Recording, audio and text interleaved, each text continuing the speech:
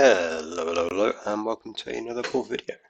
I've not posted anything up for a bit over a month probably, so I'm going to indulge myself and do a quick roundup of what I've been playing, how things have been going.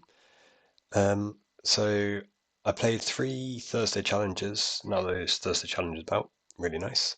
With Izzet Fae, didn't really go my way. I went 2-4, 3-3, and then one time went 3-0 into 3-3, which was pretty sad. But at least that one I finished top 16. Got I can't remember how much prize, but a bit. It's at least something. Um, I don't really remember why those challenge matches went, what I'll say so poorly. Um, what's that? Slightly under 50% win rate, and by the later points in the challenges, there's so few people playing that, yeah. I wasn't recording them. Yeah, it's a shame. That was probably most of a month ago, so I can't really remember what went on.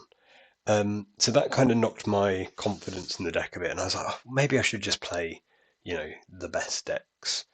So I played a few different ones. I played 3 or 4 leagues with Affinity and got a trophy with, I think, the second Affinity League. Um, I played a challenge with Familiars, my version with like a whole bunch of prismatic strands that went 4-2. I ran into like all basically red burn decks. So that kind of felt like it went, kind of went my way. I played 2 leagues, I think, with Core Gates, got a trophy with Core Gates. Um, so Core Gates I wasn't that impressed because there's so much red madness about, and that felt really sketchy as a matchup. Whereas, with this Izzet list, I'm actually pretty comfortable. So I felt like I got really lucky with the Core Gates, is basically what I'm saying. The Affinity felt really, really great in leagues. I was really happy with it, and then I got paired into 2 Dust to Dust decks in a row, and just like, yeah, okay, I'm not doing this anymore. The joy just immediately came out of it. Um, is that kind of taking me up to the end of 2025, and then basically starting this year, I've had like cold flu kind of symptom things, so I've not really been out doing anything. Still working, grinding away, but in the evenings, not doing anything. So I've actually played a ton of Magic so far this year already. I played quite a lot of Madness Burn. I think my first 3 leagues with it were all 4-1, so I was like, wow, this deck's great. I see what they mean. I should just play the best deck. Um, and then I've had like 2 leagues crash out. Um, I went back to Izzet for a bit because I was like, I do just enjoy this deck. Um, and I've had 4 leagues now with Izzet this year, so it's been my 5th already. I've played so much Magic, it's actually sickening. So I went 4-1 3 times with Izzet and then 2-3 once. So yeah, that's pretty good. The win rate there. Um, I also tried some Dimir Fairies and went 3-2 twice. You can tell I played a lot of Magic this year. Um, The Dimir Fairies, I still just don't get why it's so much more popular than is it. Probably apart from the fact that there's more people playing it and or more leagues being played with it, and so you kind of see more results. Um, but I really miss like the Red Blast when I was playing Dimir, and I didn't really feel what the big benefit to the Dimir list was, apart from like there's, you can get you maybe run one edict effect and you're not completely cold to boggles, but I didn't play boggles, so yeah, who cares? But when I was playing my Izzet matches, just I had so many what felt like really great games. Um, really enjoyed them, chatting with opponents. Well, that went really well, and so I was like, I will record a few. Record another one back to Izzet. Um, I've changed my list slightly. So first thing is I've gone from discharges back to lightning bolts. I think that's really, really close. Can't fault somebody for one or the other. In the leagues I played with it, I bolted people out quite a lot, but I'm not necessarily sure I would say um, I was losing those matches if I didn't have the bolt anyway. So kind of 6 of one, half a dozen of another. Um, and then the changes I'm kind of probably more excited about, or I think is a nice refinement slash slight shift in what I played against online. So what I'm trying to beat.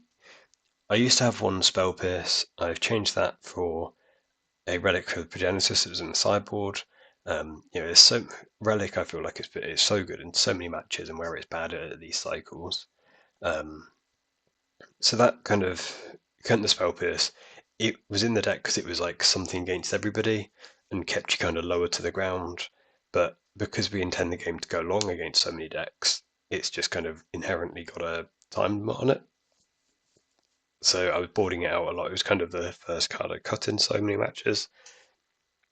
Even against like a red deck, you know, eventually we're both going to have a whole bunch of mana. I don't really want to have a Spell Pierce. I'd rather have that be a Blue Blast and a way to find a Blue Blast, basically. So that freed up a sideboard slot. I've gone for an extra Breath Weapon just to kind of help a bit more against Elves. And actually, the thing that first made me think I wanted another Breath Weapon was playing against Spy. So against Spy, I found I'm kind of quite happy not dying to their, plan A Spy combo type side of the deal. But then I was trying to find a way to actually get through in a longer game against all of their all their wolves lead the stampedes, and they've got like 12 creatures between the spies, wildlings, and generous that can just block all your flyers forever. I mean, when we've only got 8 removal spells, that's trouble. At one point, I tried Swirling Stampede, but Swirling Stampede, Swirling Sandstorm, that's the one. They're like 5 damage to everything. But the matchups where I want that, like Terror and even like Spy, I also want all my relics, so it doesn't really work. So I've gone back to trying basically a third breath weapon. The idea is 2 breath weapons is enough to completely wipe their board. It sets the mana back to the Stone Age.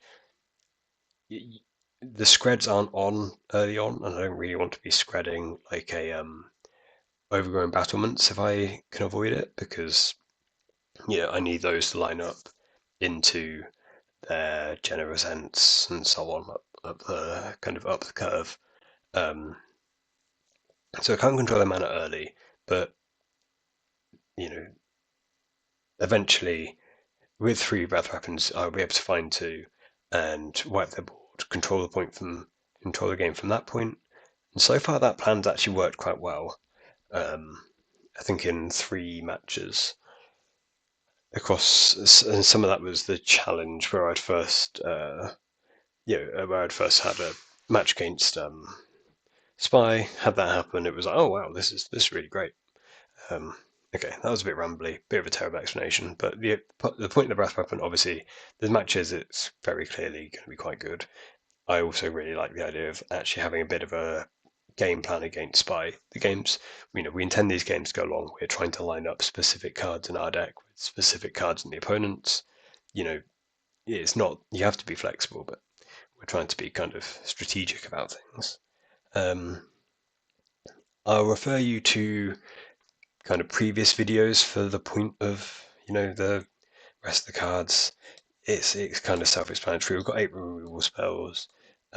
We're only playing 4 fairies and 4 spells of sprites, so we're not kind of a real tempo deck. We are, this is a lot more controlling than it might look for having a curve that's got 36 cards and less than 2 mana. Big fan of Moon Circuit Hacker over Ninja the Deep Hours. Again, we're not tempo deck. We're not really trying to control the board so that our 2/2 Ninja the Deep Hours could get in again. So if they're only getting in once, why spend all that extra mana? This is flexible enough you can actually play it for 2 mana. Lots to like there. We've got 4 Brainstorms, Faerie to set up Augur Bolus. I'm a big Augur Bolus fan. Again, Moon Circuit Hacker does so much work. Moon Circuit Hacker pick up a spell to spite. It draws a card, it gets you back a counterspell. That's basically, and it means that we can run 12 counterspells in our deck as the game goes late, and that's kind of the juice that closes out games. Deck's not playable without Lorien revealed. You cast this a reasonable amount of time. Again, part of the thing that's nice is we've got so many 1-drops, you can often Lorien revealed and then still cast a 1-mana removal spell, something like that. And against against a lot of decks really, but again, we're very good actually at playing around the monarch. So do quite a lot of monarching. Got another one in the sideboard. It's red, so that if we bring it in against Jund or against Grixis, where we kind of really need that help, it doesn't get blue blasted. Yeah, I mean, I'm sure we'll resolve the monarchy into somebody and then make the game entirely about that and just ride it out from there. Sideboard, blue blast, red blast are just, almost what the formats, or what the kind of two best decks, the mono red, or the mono red madness and the blue terror decks are balanced around. I've got an extra relic. I just really like relic. Comes in against quite a lot of decks. Spoke about the monarch and the breath weapon. So that's everything. Right, let's jump into a league. God, that was a 10-minute intro. Very self-indulgent of me. Let's see how we're going. Right, so we are back. We are on the play-in round 1, and I'm going to keep a hand that looks a little sketchy. It doesn't. This isn't a hand that has a clear plan doing the fairies thing. The mana is pretty slow, but it's got lands and spells, so we're going to keep. And we'll see what we are up against. So, expecting this to be Jund. Jund isn't like a matchup I'm hugely comfortable with. It's just all about the monarch, and I think we want to set up to. We could play an augur blind, or we can set up to play a hold up counterspell on turn 3. I think we're holding up the counterspell, so we might as well play the relic. We're not going to be bolting anything. And obviously, we fetch our blue source. So, fetch our blue source. This resolves, exile that card. So, again, relic does lots of things, lots of matchups. Here, Blood Fountain refurb is just a hell of a, pair of magic cards. They work way too synergistically together. Base powers the Grixis Affinity deck and the Jund Wildfire deck. Relic basically managing. Oh, this is nice. So I might be letting them. So I'm going to Faerie, Seer, and Augur. This might be letting the door open to a Chrysalis, but we've got Screds. We can deal with one eventually. So basically, want to keep any spell that an Augur will hit. So we're not finding that. I do kind of want a Moonsucker Hacker. Because it's really bad into a Chrysalis.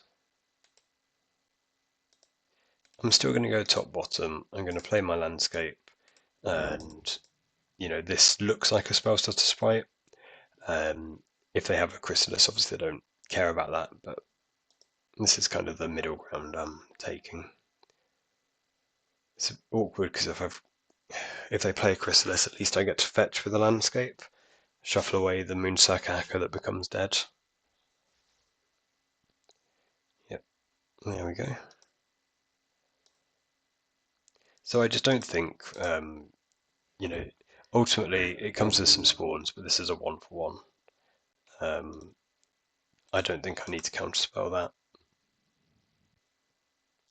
But yeah, we don't want a Moonsucker Hacker on top of our deck if we can't get in with it. So again, choices, we could leave up counterspell, but I think we kind of need to play something to the board. I think I'm going to Island Cycle, make my land drop. Maybe we Augur first. But if I Island Cycle first, then I find a Scred, I can, kill that guy if they sack a spawn.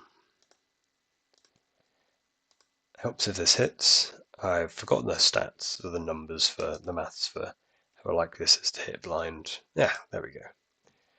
I think it's pretty reasonable, considering it's also a 1/3 blocker all the rest of the time, or a ninjutsu trigger. I think it's about 70-odd%. Might be higher, might be lower, but so refurb is a bit of a pain. You can discard the first bolt, that's for sure. Second refurb, again, it's when they start coming in pairs that they start really hurting. I like this trick where if they attack, we can block with the augur. I say trick, it's not really a trick, is it? It's just a neat interaction. And I think I'm going to bolt down this refurb and just get my relic activation. They could have another spell and keep the guy in the graveyard, but I'm going to get two. Yeah. As I say, I'm going to get 2 cards with it anyway. I should have. It doesn't really matter, does it? I'll just tap it again immediately. I should have really did it with the offering on the stack, but that's not a big concern. So we can kill that guy, which, sounds reasonable. It means that if they have another Chrysalis, we do need to counter the next one, because with all these spawns in play, otherwise they do add up. Again, the Moonsail Cackle would have been good in the end, but obviously we'd be down one of the other cards that we've used, so at least be a good top deck. I'm hoping Relic's going to continue to manage their graveyard, keep everything in exile basically, or else I'll crack it in response to a what's the card called? Blood Fountain activation. Going to counterspell here before they make tokens. I don't think that matters. I'm not so desperate. I think I need the card from the relic. Though I could see cracking it. We've got a second one coming, and basically 2 looks at a monarch creature now is pretty real. Between the draw step and the main phase. So Jund doesn't play that many creatures, which is part of why I think the relic, stop them blood fountaining. I am just going to take the card. I think this is the way that we win more in a straightforward manner. Yeah, Lorien, great. Even another Scred, so we've kind of got the next creature covered as well. And a monarch creature. So we've got monarch creature and Scred our next turn. Kind of half thinking about do we attack with the augur, but ultimately I don't think that matters. If we draw an untapped land, we've got Commodore plus what's it called? So a third Chrysalis. He's a big boy. He doesn't currently have trample, but he is a big boy. So that's 7, 8, 9. We're not getting him dead in a while, in a hurry. But yeah, so the unfortunately a huge part of the plan against Jund has to be reliant, I think, on the monarch to keep up with cards. So that's why we're kind of taking that risk, let's say. If we've got the monarch, we don't need Lorien to be able to draw 3 cards. So I'm just going to island cycle and slam. They've got a map token, which is a bit annoying because they can basically make 2 attackers. But, I'm very happy to be blocking the fairies here on the Chrysalis to keep the monarch around an extra turn. Part of me is like, could we delay a turn for monarching? I think we could. I'm not going to choose to. Hey, we're only 3 more land drops away from being able to Scred this guy. What could go wrong?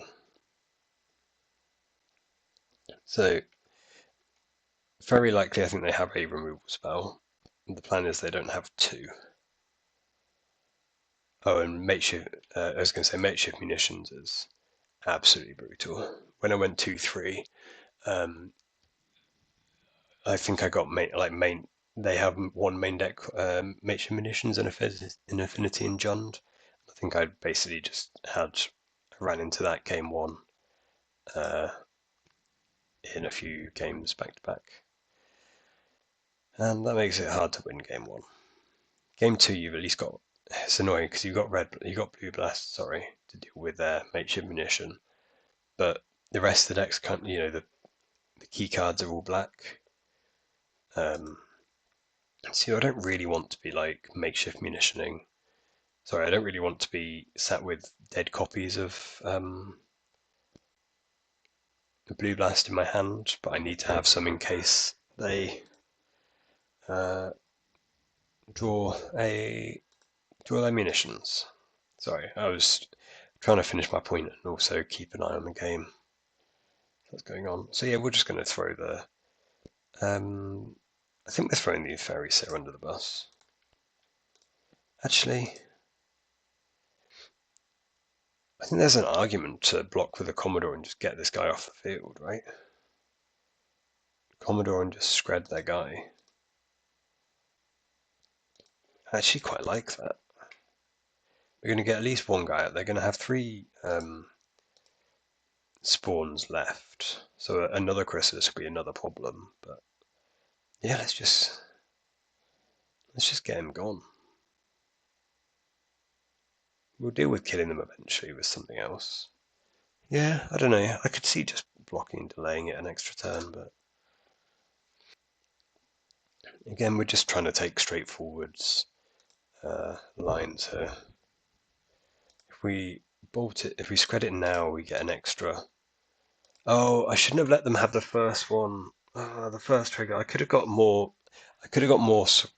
So now they're going to sack another spawn because otherwise they don't actually kill our guy. Whoa!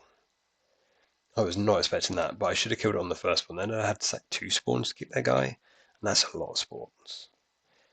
Arguably, I could have had an upkeep stop to Brainstorm, but let's not overly beat ourselves up. Let's put back a. I do kind of want to keep making land drops as well. Yeah. Put back counterspell, Brainstorm. Or Scred. Sorry. Yeah, Scred, Brainstorm. I know we're drawing this. It's been a while since I played this deck as much. We're drawing the second one before we're going to get to augur in our turn anyway. Sure, Scred, Brainstorm. We'll draw the Brainstorm for our turn. Play this. So I guess we're attacking for 5. If given the opportunity 6. We're going to probably make the augur, so we've got 2 blockers. We've got 2 maps. I'll throw a Faerie Seer under the bus. So yeah, I think I'm losing that Brainstorm. But I'll augur and take the Scred. But by taking the land drop, we've got 2 pieces of interaction up. Not expecting the Sprite to be, a hard counter. By the time you get more of them, they start getting better. I'm pretty confident on countering a Blood Fountain, which is one of the cards I'm most spooked by. I think this guy's fine. Again, that's just trades 1 for 1 with a Scred, so I'm going to counter the refurb. And then really hope that we don't get they can't force a Blood Fountain through. I guess at this point it's 1 Sprite, but ultimately it'll be 2 Sprites.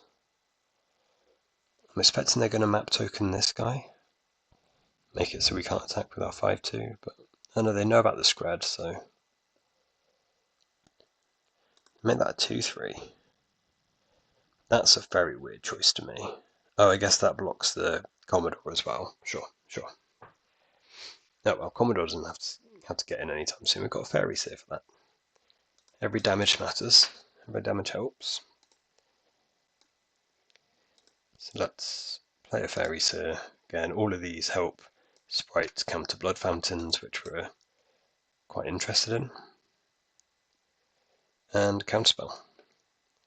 So let's go. I think am I going to keep taking land drops? I probably don't need to. I'll draw some for our turn anyway. This guy definitely doesn't have reach. And then I will underwater yields because I think we're quite likely to try and sprite some type of bargain insight or a cast down. Fungal Gloss is a cool one. I understood the tech to be particularly Fungal Colossus plus Eviscerator's Insight, but I've not seen any Eviscerator, so that's just, 2 mana gain 1,000,000. Again, I think this is fine. We've got a Scred to deal with one of them. Commodore blocks the other, and then Augurs block the spawns on the ground. He has done his job. He has delivered the monarch, delivered the crown. So like a Moonsack hacker's a big deal. There he is. That's our big deal. I really want to get rid of this Azure Fleet Admiral, but I don't really know how to. It's like, can I find a way to preordain it back? Put back these two and preordain. That's a blue to preordain, a blue to hack. Yeah. Guess I'll put back these two. So I've only got 2 layers of interaction up, and I'm going to leave back one of my faerie seers because we don't need to take too many chances, if that makes sense. We can leave back an extra guy to play around removal spells to in the monarch, and then in future turns this Moonsacker hacker will gleefully jump in front of a 5/1, 5/5 even. Drawing a land's great, just feels more comfortable. I love lands. You never have enough lands. Maybe this is enough lands and I should keep it for a refurb. Or maybe I should just play it. It doesn't. It does move the needle this turn because of the Scred, and I'm probably going to be counterspelling a stupid refurb anyway.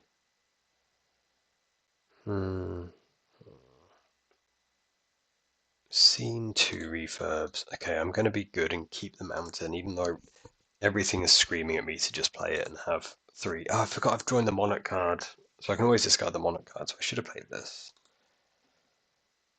Even though it's a Sprite, and the Sprite's also pretty good. But so this is annoying because it makes an extra Eldrazi spawn into a real guy, to a real boy. So we'll counter this, but basically the only other thing we can counter is a Blood Fountain, because I'm really worried about Blood Fountain. Not worried about the bargain. So they do have the bargain to go with the Colossus. Again, cool tech. This does give us an extra blocker into like cast downs and all that jazz as well. It plays so much slower when I'm recording. Another cast down. Why would you kill one faerie seer there? And they get countered.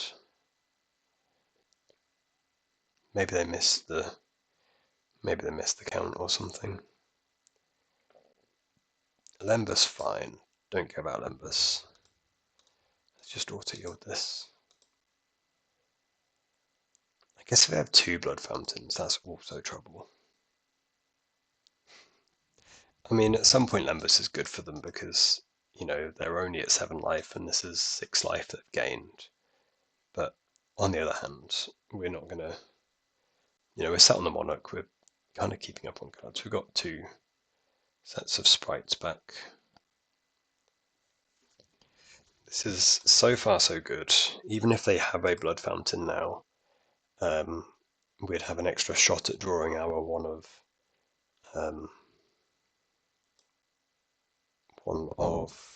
thing.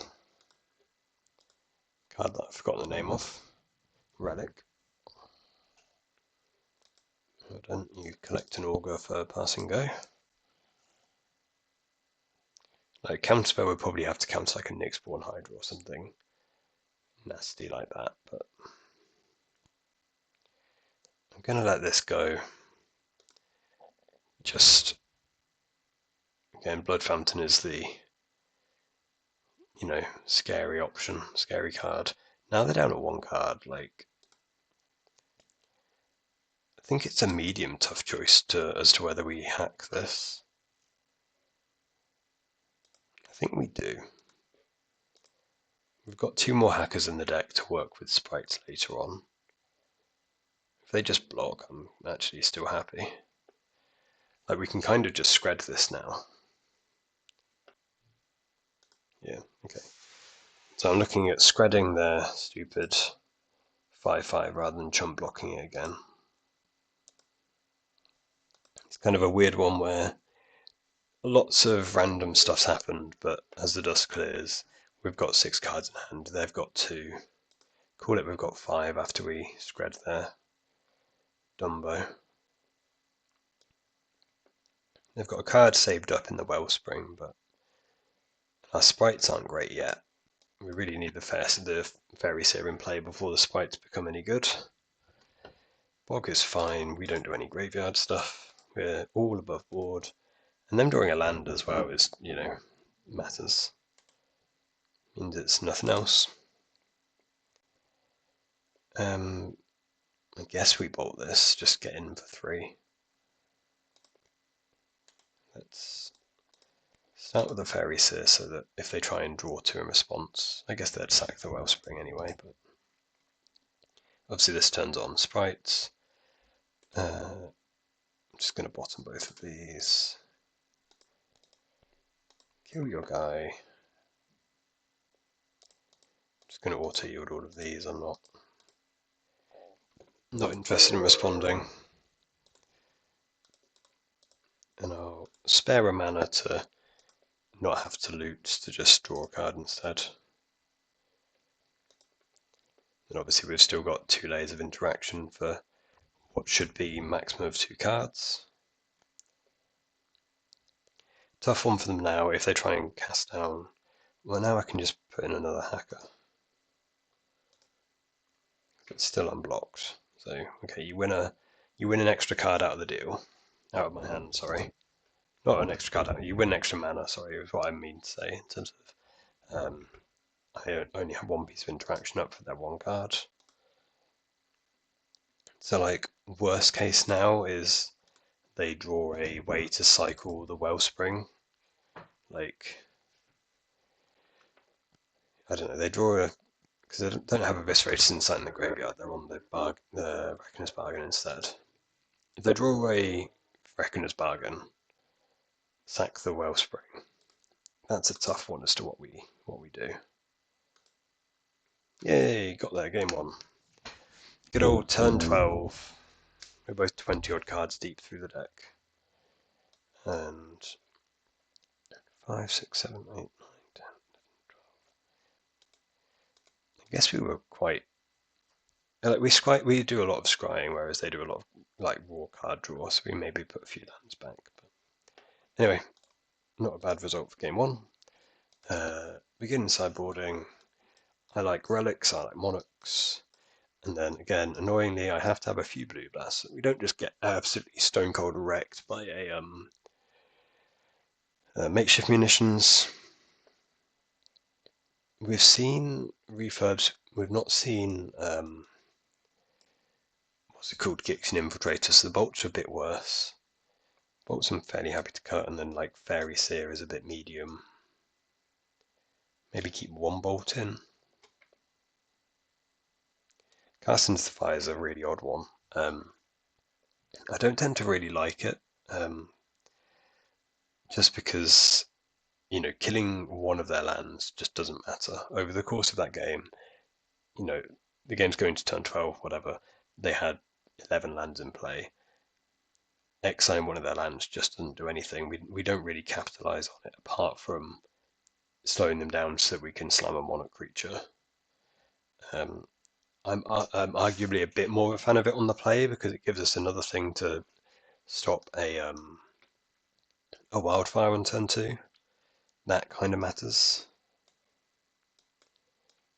If I do this, I could see putting more blue blasts in, but there's nothing worse than having a blue blast in your hand when they like refurb you and you're just so sad. And then having bolts gives us more options to play around the monarch, which again, we're monarch gaming this matchup. Cut 1 Faerie Seer. They've got a huge number of 2 drops, so I'm going to keep this. This hand's not great. It's very slow. I could also, again, Blue Blast, it counters. Oh, that's a very good draw for us though. Blue Blast counters a a wildfire or a discharge. I'm not too interested in that.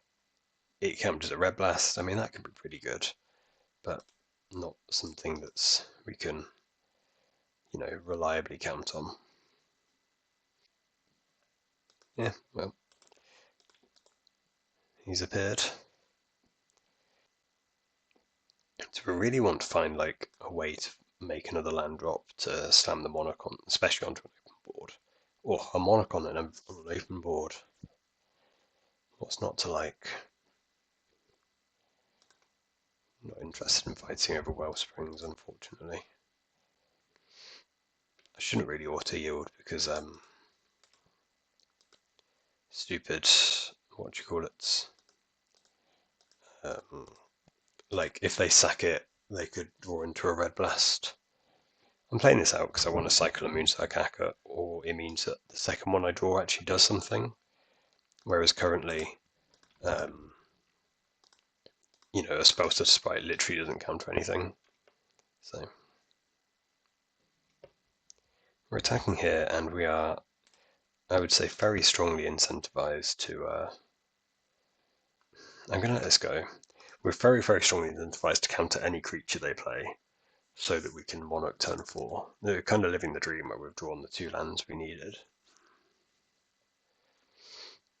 9 cards in hand, though, you say? 9 cards. So many cards, so greedy. Okay, and this is something the Spellstutter would stop. I'm going to counterspell it. I'm not pleased. At least it's their black source, there's no refurbs coming this turn by the looks of it. Just a big Chrysalis. Just a big Chrysalis. So a Chrysalis with a map token is essentially 2 Monarch fighting guys. They map token this guy. That's weird to me. And they show us a Galvblast. Oh, what do we do? So Galvblast is obviously they've kept on top. Galvblast is obviously going to kill one of our 2 creatures, so it's a big risk to Monarch. The other option is to Augur Blind. That dress was really good. I don't hate auguring. It's just like if they have any other creature, our situations, got much worse. Yeah, that's not great. We need to basically draw a Scred next turn. So we can island cycle to have an extra land, then we could like Scred kill this and still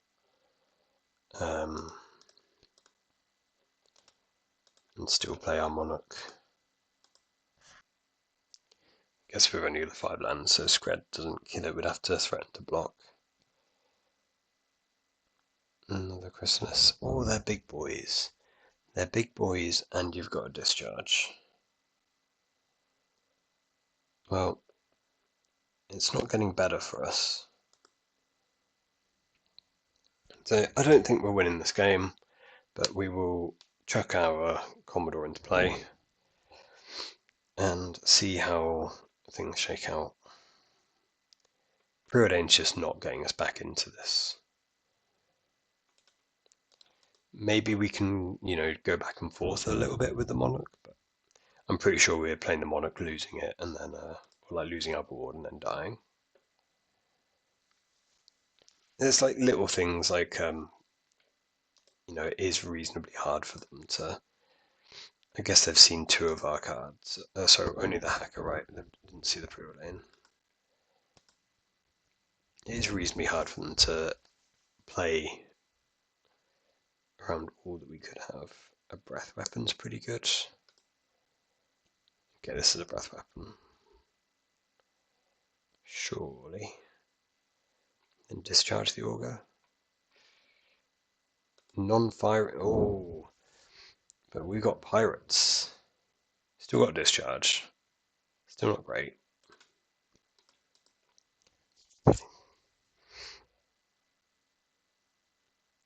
Looks like we're taking 12. Yeah, okay.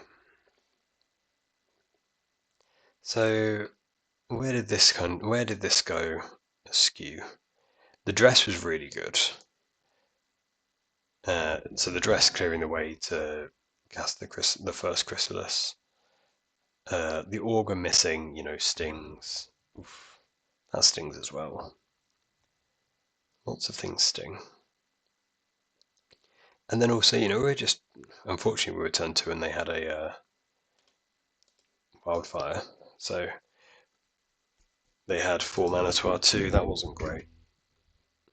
Hard to sound convincing when you list a bunch of very reasonable things that happen and it goes so badly wrong. Maybe I want a third Hydroblast, but it's somewhere between 2 and 3. Sometimes Hydroblast's really good. Sometimes it's sat in your hand when they just play so many, deadly dispute effects. But I don't think Jund or Affinity are good matchups. We don't really have any sideboard planned for them other than an extra monarch creature. We've not invested in them. We could perhaps have more, but unfortunately, it is very much a match based around our one option is the monarch. I'm going to bottom the spread, bottom the land. Again, we're kind of looking for. I know it's crazy to say already, but what we're looking for is a monarch creature. And I think I'm going to play out the hacker.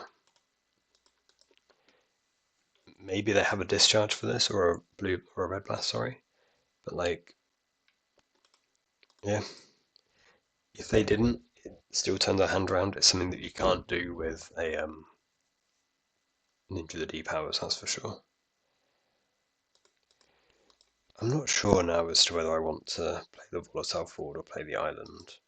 So we know that the island's not, the counterspell's not bluffing anything, but I'm just going to play to what we actually have. A little bit sad that we don't have a blue blast for that. But in terms of the board being clear on turn 4, we've achieved that. Do we sack the relic into this to, have an extra shot? I think I will. We wouldn't have even had to. It was just there already. Just absolute, what a champion. Well, now we've got 2, so we've got spreads for days. Oh, we got another one as well. Okay. All of my prior grumpiness has vanished. Basically I'm seeing this as they can play whether they had, no, they got the forest. So playing the ninja didn't really slow them down, unfortunately. I'm kind of tempted to keep the Commodore because it's just a 5/2. Definitely want the land. And I've not got a way to set up augur yet, so. No, I don't think I can have the Commodore. I know it might look crazy to keep the land here, but maybe that is crazy. My thinking is that just we need to be able to be multi-spell. Yeah, we need to be able to multi-spell consistently. So making land drops is how we do that. Let's not give them the chance to untap lands. Let's just hit them with a double scratch. We're holding up counterspell, but obviously we know. Good turn to be dressed, hopefully. So let's brainstorm in response. See what the worst card we can give them is. I think now, weirdly, the worst card is the volatile forward. This way. I think that's wrong. No, that was wrong because I can draw the brainstorm. Ah, God. I can draw the brainstorm in my turn. Do I just shuffle? I do want a way to stop their, like I'm going to get 3 of their refurbs out of here, but I do need to find a removal spell or a faerie as well, so. The Brainstorm and the Relic are explicitly not really doing it, especially when they're in the wrong order. If the Relic was on top, as it should have been, God.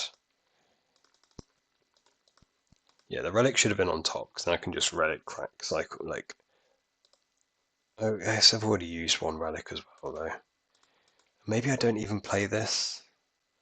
By playing this, if they have a cast down, they can keep the Monarch.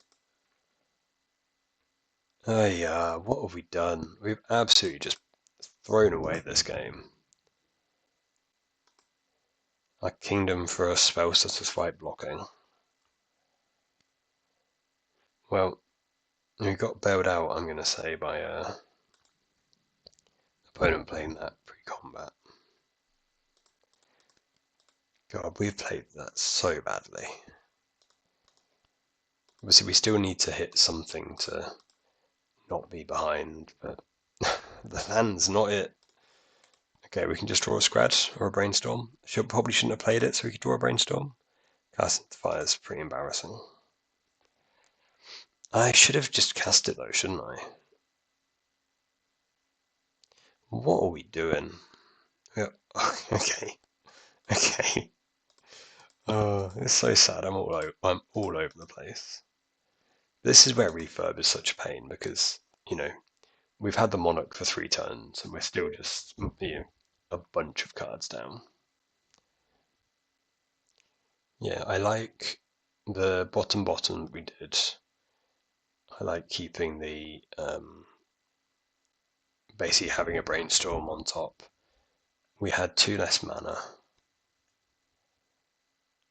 So it would have limited our options slightly, and if they had a spot removal spell like a cast down, it would have been rough. But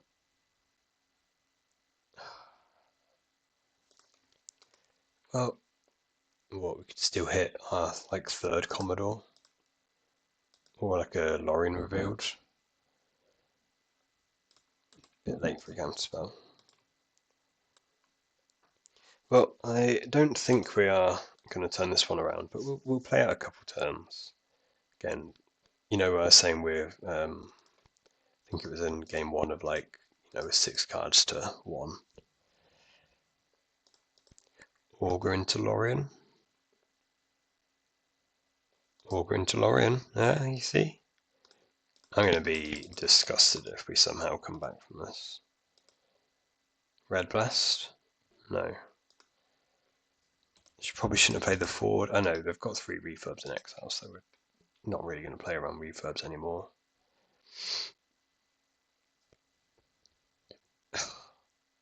You hate to see it. No Metalcraft, because we killed a land. So I'm kind of seeing this as a scratch fixes a lot of problems. Scratch, scratch, scratch, scratch, scratch, scratch, scratch. Snow-covered mountain. Alright. Game 1, I think we were kind of... I don't think this is a great matchup. I'm just going to talk whilst I play out this next couple of whilst they attack me and I die. I don't think this is a great matchup. As I say, it can be based on we can just ride the Monarch to victory some of the time. Or if we block here, we can like attack, take the Monarch, scred a guy, draw a scred off the Monarch. Yeah, that would do. Yeah, fiery cannonade. Yeah, I don't think this is a great matchup. It's just we have to resolve the Monarch and ride out from there. Let's have a quick look at where that last game went wrong. Well, back on the play, shame to start with a loss. Faerie Seer look for some lands, then followed up with the Sprites. We're kind of doing a fairy thing this time. I'm pretty interested in a Scred. I'm probably going to end up shuffling it away. If they kill our Faerie Seer, we can always augur into the Scred. I think most County Garden decks like playing things on turn 2. Dredge, for example, or alternatively, like all the, wildfire, sorry, not wildfire, gardens type things that like to play their, yes, this is like Turbo Fog or Pestilence or something. And it's going to want to play a, what's the card called? Wellspring some of the time. I'm going to be shuffling. I don't want this stupid. If I shuffle, I'm giving them the coast clear, but it's in their end steps. They'd be discarding a card at hand size anyway. Trying to find extra lands. Giving them the coast clear to play like a dispute, but let's put back Scred Augur. I can put back Scred Brainstorm. Now put back Scred and Augur and then just shuffle. As expected. Oh, cast down, not as expected. So it is Gardens. Bit of a shame, our Sprite's now pretty dead, but I think I'm going to just play an Augur then. Put back Preordain, another landscape. So, kind of again like the Jundun Affinity type things. This is the kind of just piles of creature removal. They're not great matchups, but they're not awful. They're not awful. I think I'm just going to top all these. Play this. Just start casting some lorien builds. Sure. Gardens, I think, is a lot better because it doesn't have that stupid refurb card. 3 refurbs is a lot of refurbs. And I guess we'll keep the spell such Sprite in hand. There's no point just dropping it out. We can just wait until we find a Faerie Seer for it. And let's just draw 3. They draw 2 back.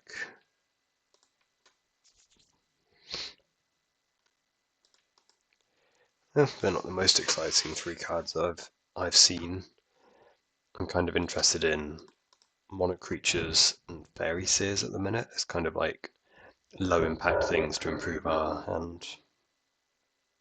I say low impact, the monarch's pretty high impact for like counterspells, alright, but will most often just sit there and look at something from, I'll hold it against a lot of what they'd have. A Faerie Seer actually lets us, play to the board a bit, progress the game. I'm going to brainstorm. Got a lot of spot removal that we might not need. If I put back Lorien, if I put back Bolt Scred, I can just take a Scred.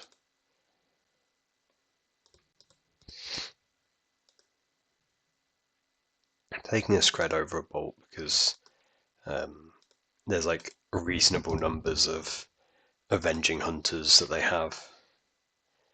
Again, I don't think we're going to be quad bolting them anytime soon. So the question's now kind of, is it Gardens or is it Pestilence? The Heaped Harvest makes it look more like the kind of cat food Pestilence rather than necessarily just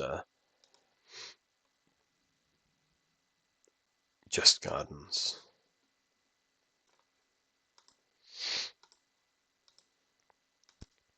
Let's see if we get a free augur. We do not. Very sensible.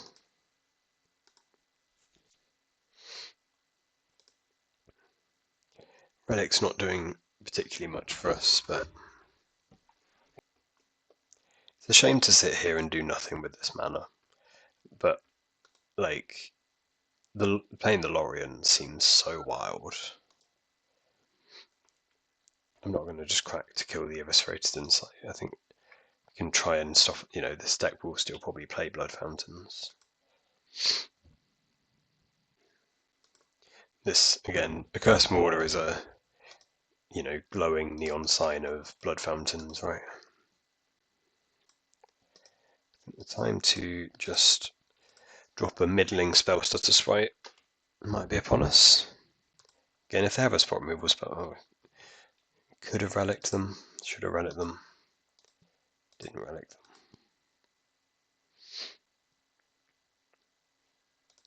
Oh, really? I'm getting in. I wasn't expecting to get in.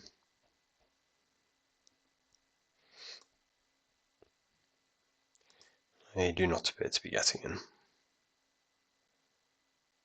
I do appear to be getting in. I am getting in. That's nice.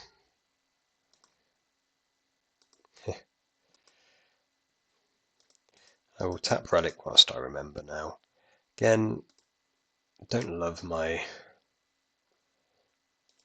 position. 4 spot removal spells and not the droids I'm looking for in this matchup, but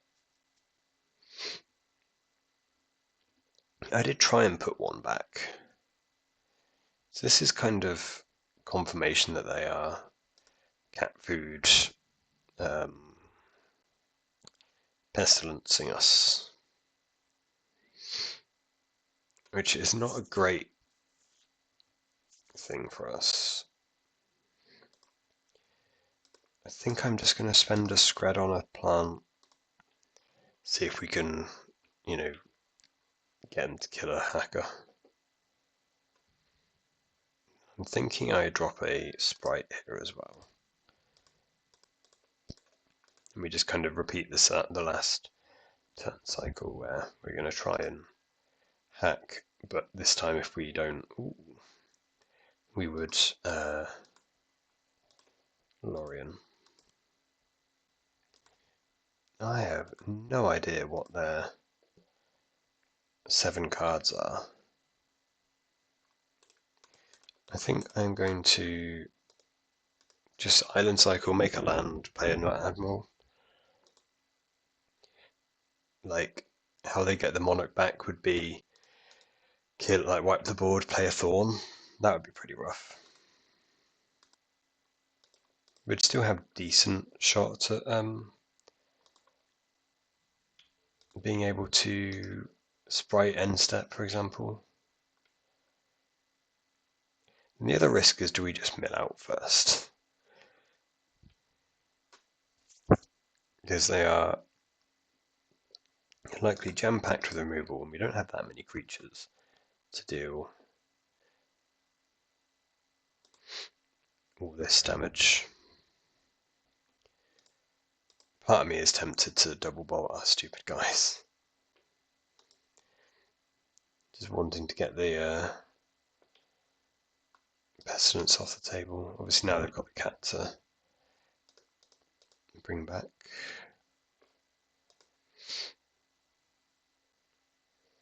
Let's see what they do. So they only have 2 foods, which isn't infinite food. The card they discard isn't a what do you call it? Isn't a cat. So we're basically looking for an opportunity to get rid of this stupid cat. And get rid of our admiral. So if we kill our admiral, they get back a cat. No, we don't really have two red sources, we need 3 for that plan to work. So let's not carry on down that line.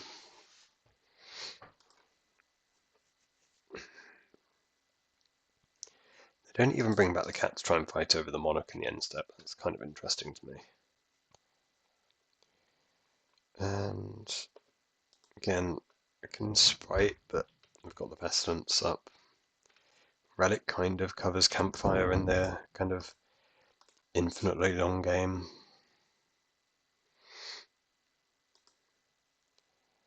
Now doesn't seem a bad time to pick a fight over cats and food. How do I go about doing this? What happens if I put the relic trigger on the stack? They bring back a cat. I bought a cat. They bring back a cat. I bought a cat. I kind of want to get the insight as well, and then I've still got one relic to deal with the campfires. I don't have all day to decide. I'm going to decide to put it off for a turn though. Really wish I played a volatile forward last turn. Let's just keep moving. I feel like that might have been my opportunity to get rid of the cat. But again, they have so many that... Ooh, that's very good.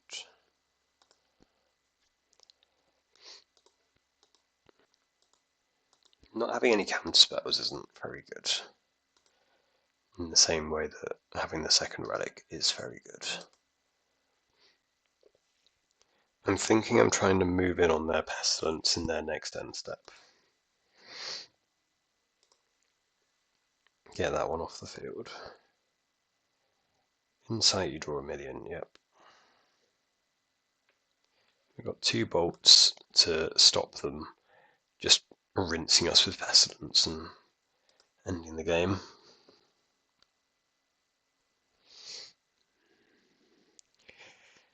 I'm not thrilled. Oh, that's really good as well. Just all of these extra creatures to keep Pestilence alive really matter. The Troll I'm not convinced does matter. We've got Screds for that, but I guess it eats into our ability to kill other creatures. Let's just Scred this. Tap Relic. I kind of really want them to take the Monarch and, like, be under the gun to use campfires. Okay, so at least we get a creature off the board.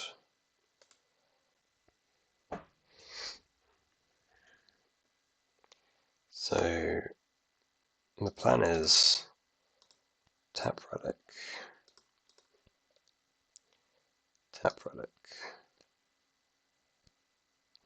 crack a relic. Over to you. I'm coming for this cat. I got the cat. I wasn't expecting to just get the cat. Guess we're still in this main phase.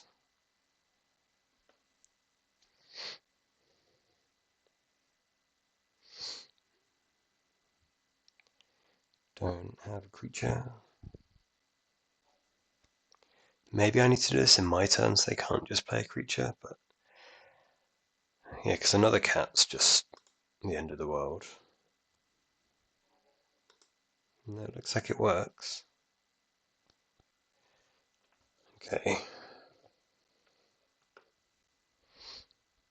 I'm just going to make an extra land drop. Because the point is I need to be able to counter a 4-mana spell with a spell stutter sprite, which is tough to do. So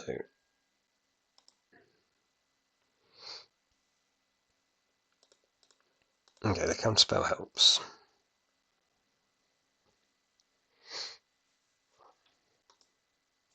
I don't really want to be casting too many draw 3s when I don't have that much time to actually close out the game now. Let's go top. Play the land.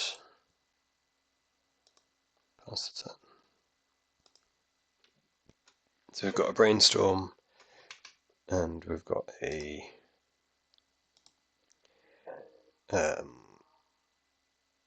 counterspell and just an army of sprites. Always yield the gain 2 life. Hopefully that doesn't always yield the other half. I don't actually know whether it does. I always get too scared and then stop and check. I'm going to say this is about the best case for us, where they're leading on a 2-mana spell, and we're just going to get to try and play 4 sprites, or 3 sprites, in sequence. This is quite funny. So we are currently keeping pace with the campfire. Let's hope the brainstorm's good. It is not. Put back landscape spread.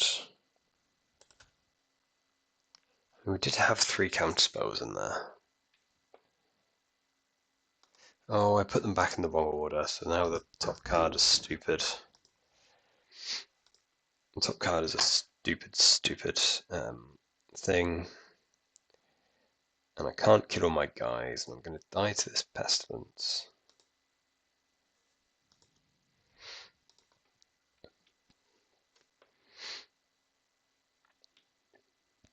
I don't see a way this goes well for me. Maybe they get too keen trying to kill us and we get to like triple bolt them. But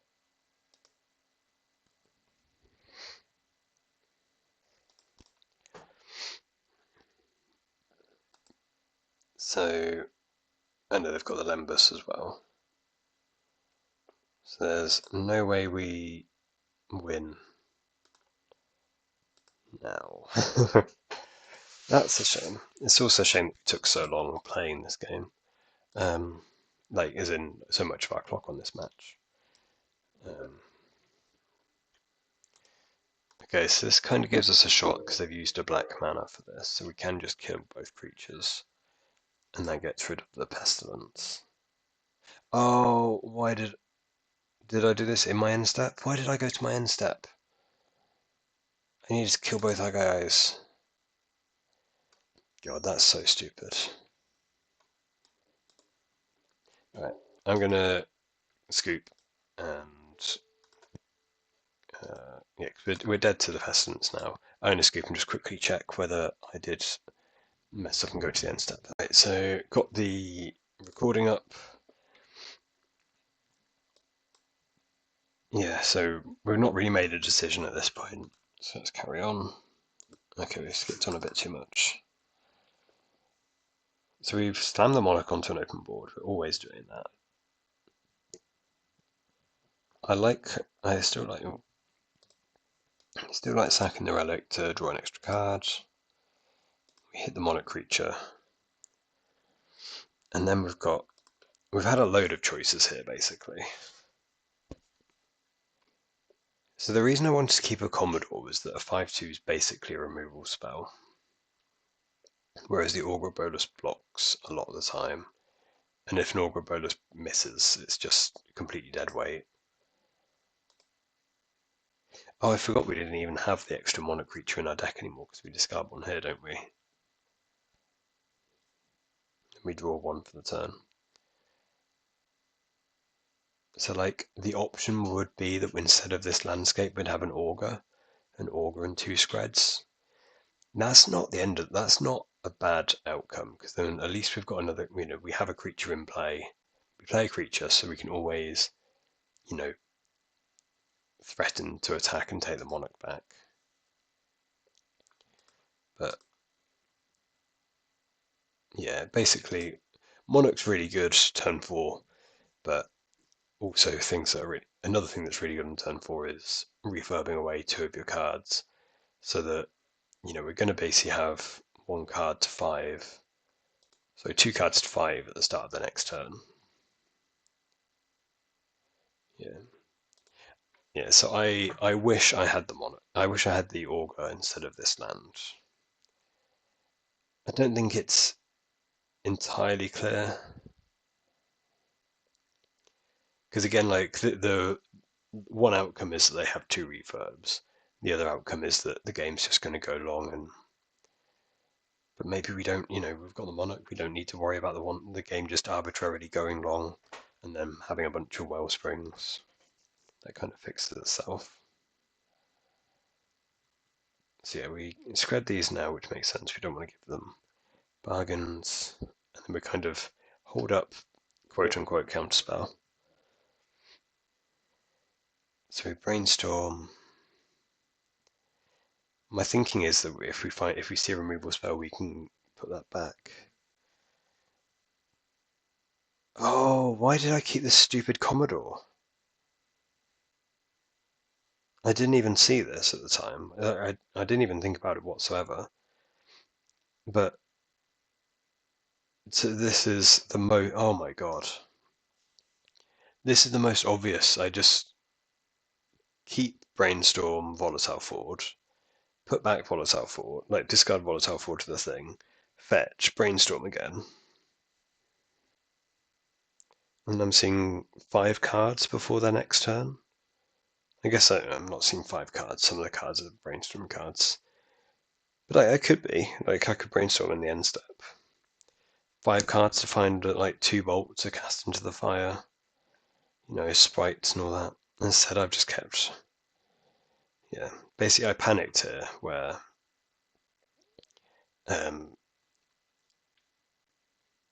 I immediately... That's really funny, I'm listening to it back as well, and I immediately kind of go, that was wrong. Yeah. And then, because I've made a mistake, and now I'm panicking, I've got 5 lands, so that is enough to go Relic, Crack, 2 mana, Brainstorm, still have 2 mana up. Potentially another if I find a land drop. And the Brainstorm. That's pretty grim.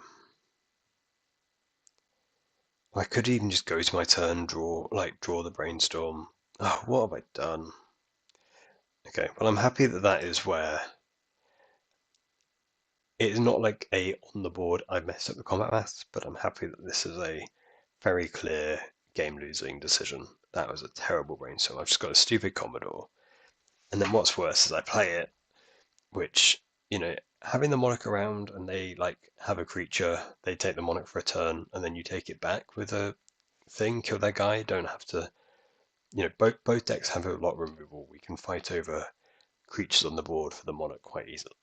If I'm taking this line, I'm never playing this monarch until the board is clear again, if that makes sense. The game has to go long. I control the board, and I monarch to take it back. But yeah, never have this Commodore. Well, back on the play, shame to start with a loss. Faerie Seer, look for some lands, then follow it up with the sprites. We're kind of doing a fairy thing this time. I'm pretty interested in a Scred. I'm probably going to end up shuffling it away. If they kill our Faerie Seer, we can always augur into the Scred. I think most County Garden decks like playing things on turn 2. Dredge, for example, or alternatively, like all the, gardens type things that like to play their, yes, this is like Turbo Fog or Pestilence or something. And it's going to want to play a, what's the card called? Wellspring some of the time. I'm going to be shuffling. I don't want this stupid... if I shuffle, I'm giving them the coast clear, but it's in their end steps. They'd be discarding a card at hand size anyway. Trying to find extra lands. Giving them the coast clear to play like a dispute, but let's put back Scred Augur. I can put back Scred Brainstorm. Now put back Scred and Augur and then just shuffle. As expected. Oh, cast down, not as expected. So it is Gardens. Bit of a shame, our Sprite's now pretty dead, but I think I'm going to just play an Augur then. Put back Preordain, another landscape. So kind of again like the Jundun affinity type things. This is the kind of just piles of creature removal. They're not great matchups, but they're not awful. They're not awful. I think I'm just going to top all these. Play this. Just start casting some Lorien builds. Sure. Gardens I think is a lot better because it doesn't have that stupid refurb card. 3 refurbs is a lot of refurbs. And I guess we'll keep the spell such Sprite in hand. There's no point just dropping it out. We can just wait until we find a faerie seer for it. And let's just draw 3. They draw 2 back.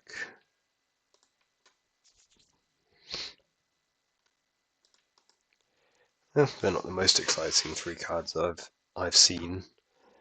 I'm kind of interested in monarch creatures and faerie seers at the minute. It's kind of like low impact things to improve our hand. I say low impact, the monarch's pretty high impact for like counterspells, alright, but we'll most often just sit there and look at something from, I'll hold it against a lot of what they'd have. A faerie seer actually lets us, play to the board a bit, progress the game. I'm going to brainstorm. Got a lot of spot removal that we might not need. If I put back lorien, if I put back bolt scred, I can just take a scred.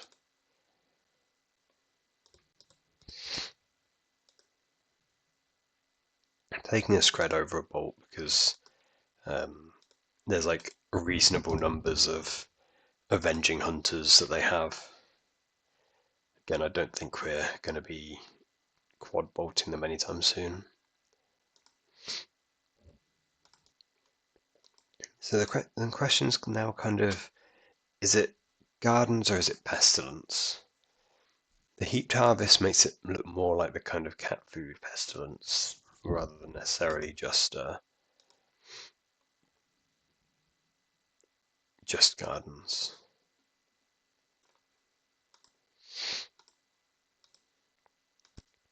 Let's see if we get a free augur. We do not. Very sensible.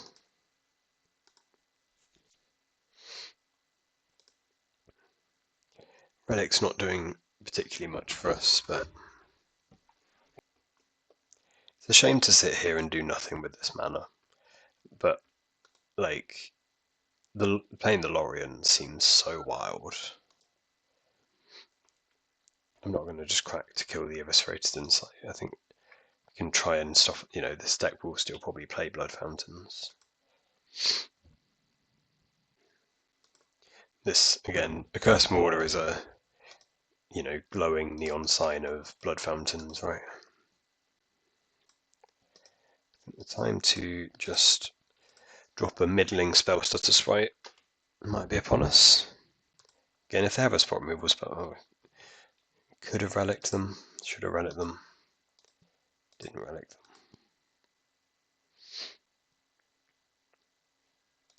Oh, really? I'm getting in. I wasn't expecting to get in.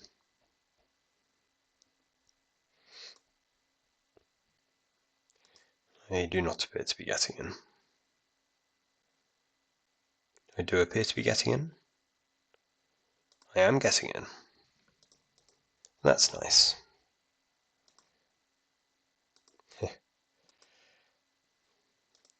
I will tap relic whilst I remember now.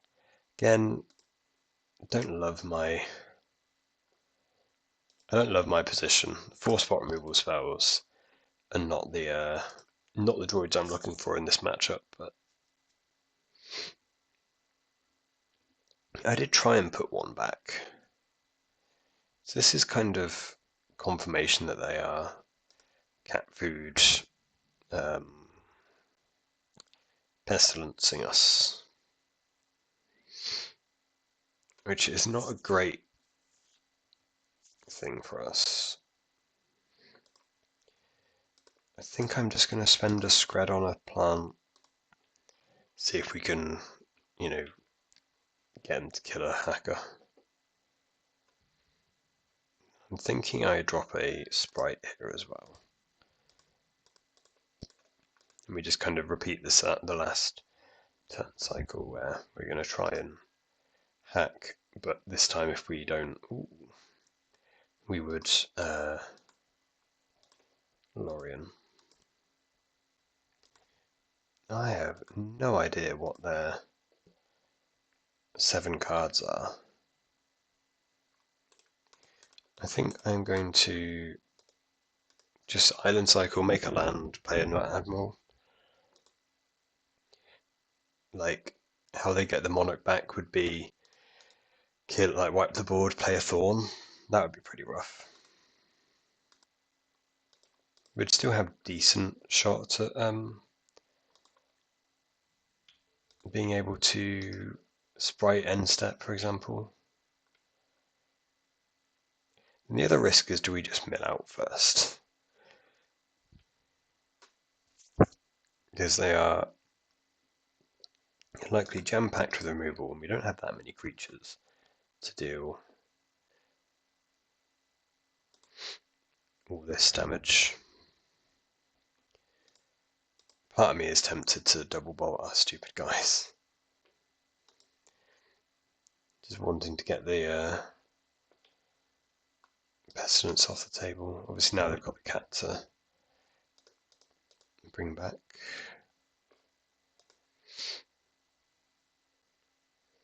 Let's see what they do. So they only have 2 foods, which isn't infinite food. The card they discard isn't a what do you call it? Isn't a cat. So we're basically looking for an opportunity to get rid of this stupid cat. And get rid of our admiral. So if we kill our admiral, they get back a cat. No, we don't only have two red sources, we need 3 for that plan to work. So let's not carry on down that line. They don't even bring back the cat to try and fight over the monarch in the end step. That's kind of interesting to me. And again, I can sprite, but we've got the Pestilence up. Relic kind of covers Campfire in their kind of infinitely long game.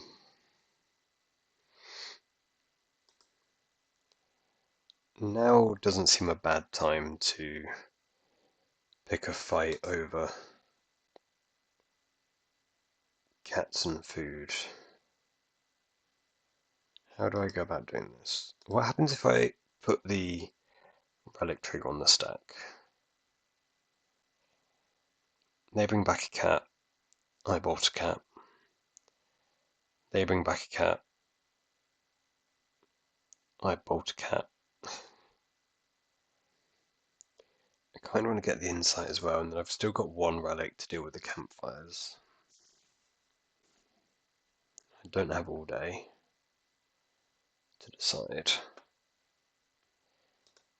I'm going to decide to put it off for a turn though. Really wish I played a volatile forward last turn. Just keep moving. I feel like that might have been my opportunity to get rid of the cat. Again, they have so many that, ooh, that's very good.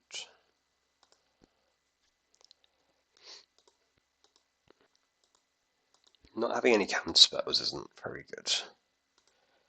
In the same way that having the second relic is very good. I'm thinking I'm trying to move in on their Pestilence in their next end step. Get that one off the field. Insight, you draw 1 million, yep. We've got 2 bolts to stop them just rinsing us with Pestilence and ending the game.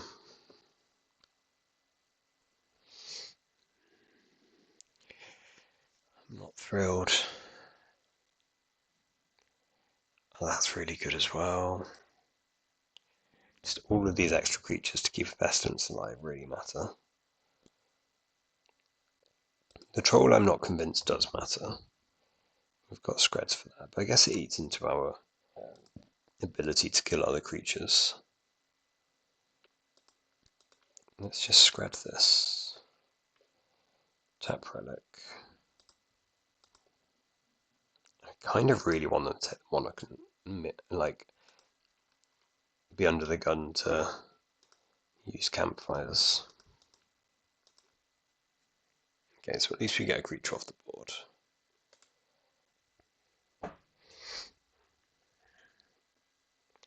So the plan is tap Relic,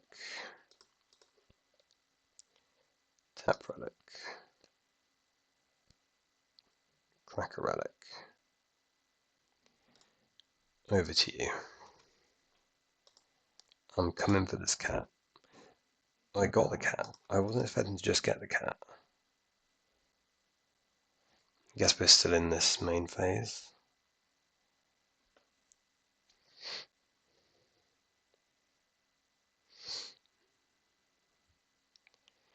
Don't have a creature. Maybe I need to do this in my turn so they can't just play a creature, but yeah, because another cat's just the end of the world. No, it looks like it works. Okay. I'm just going to make an extra land drop. Because the point is I need to be able to counter a 4-mana spell with a spell stutter sprite, which is tough to do. So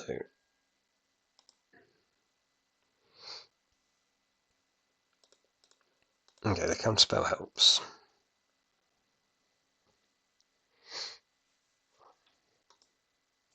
I don't really want to be casting too many draw 3s when I don't have that much time to actually close out the game now.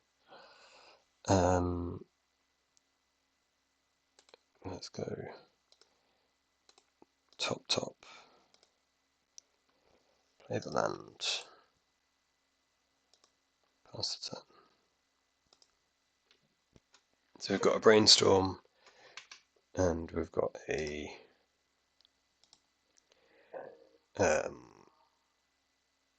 counterspell and just an army of sprites. Always yield the gain 2 life. Hopefully that doesn't always yield the other half. I don't actually know whether it does. I always get too scared and then stop and check. I'm going to say this is about the best case for us, where they're leading on a 2-mana spell, and we're just going to get to try and play 4 sprites, or 3 sprites, in sequence. This is quite funny. So we're currently keeping pace with the campfire. Let's hope the Brainstorm's good. It is not. Put back landscape scratch. We did have 3 counterspells in there. Oh, I put them back in the wrong order, so now the top card is stupid. The top card is a stupid thing. And I can't kill all my guys, and I'm going to die to this Pestilence.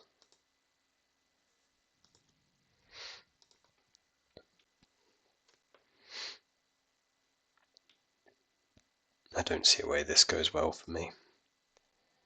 Maybe they get too keen trying to kill us and we get to like triple bolt them. But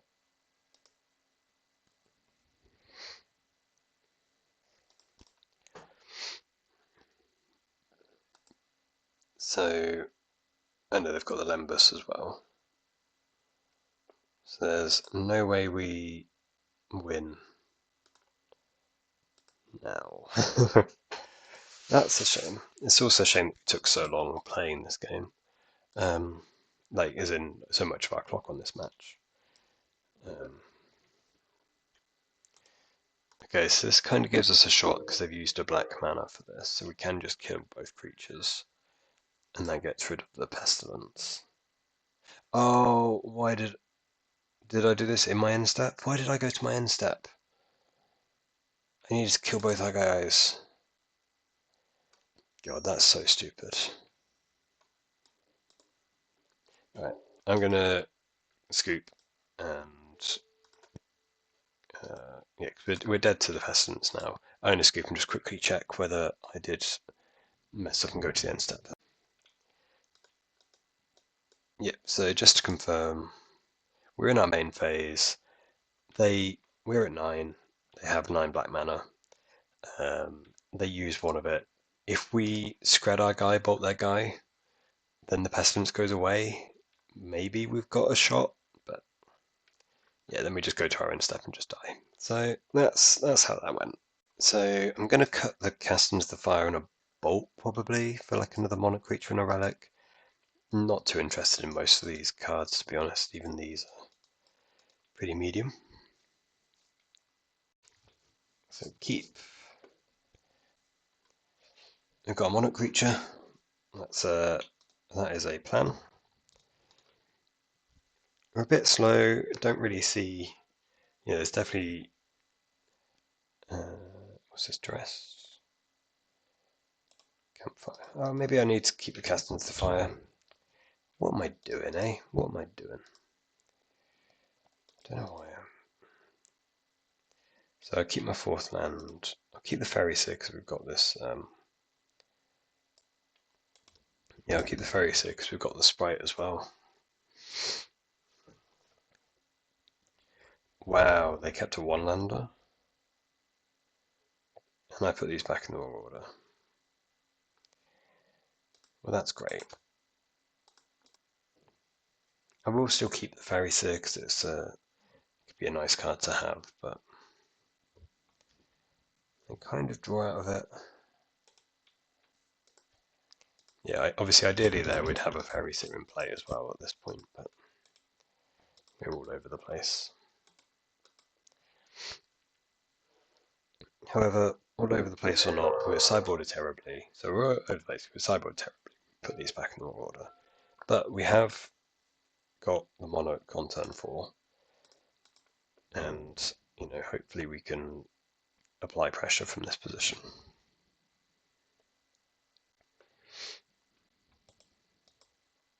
I'm going to keep the removal spell just in case, because it can go after the cat. It probably will go after the cat, because I want to keep my faerie seer and spell stutter. Obviously, not the best thing not the best use of a bolt I've ever had. I think I just counterspell this. I don't want to get defiled or something. Another cat. Okay. I'm going to island cycle. I think we have enough. We're going to rely on the monarch to keep our stock of cards coming. I'm going to play this because it blocks the stupid cat. Again, it kind of lets us keep moving the board forwards. Am I going to counterspell this as well, or am I going to sprite this? So all that tragic. So if I sprite and they tragic slip the sprite, I think they've got so many cheap spells that I can afford to counterspell.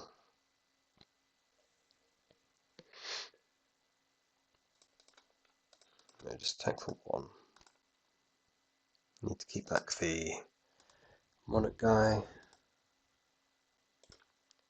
Yield to the end step. If we draw a bolt, we can kill the stupid cat and get both cats out of here, which is very appealing. Okay. So slightly annoyed that I've had to use 2 actual factual counterspells, so that a Pestilence, for example, would still work, but let's brainstorm. Maybe if we see a ninja, that changes what we do. Just draw two with this. Let's put back these two. Let's go bottom and top. Shouldn't let them have the draw two there. Oh, well, at least it gets rid of the stupid campfire. That seems okay. We'll keep a guy. I'll draw one of these, I think, and shuffle. I brainstormed to try and find a ninja. Obviously, didn't hit, but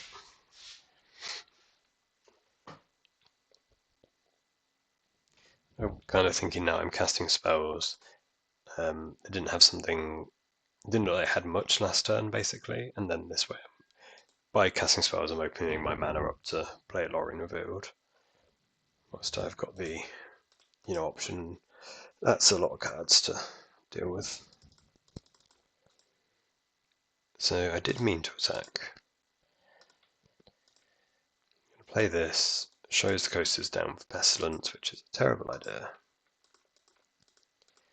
But I'm just trying to click to get this game over with in a timely manner ahead of a potential game 3. All over the place. The fact of Pestilence now is not even that bad for them. Yeah.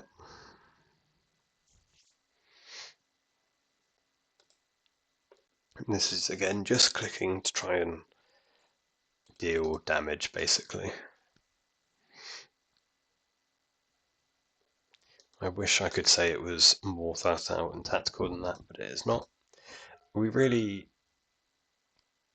it wasn't a calculated risk if we let them have all of their, we wasn't expecting that.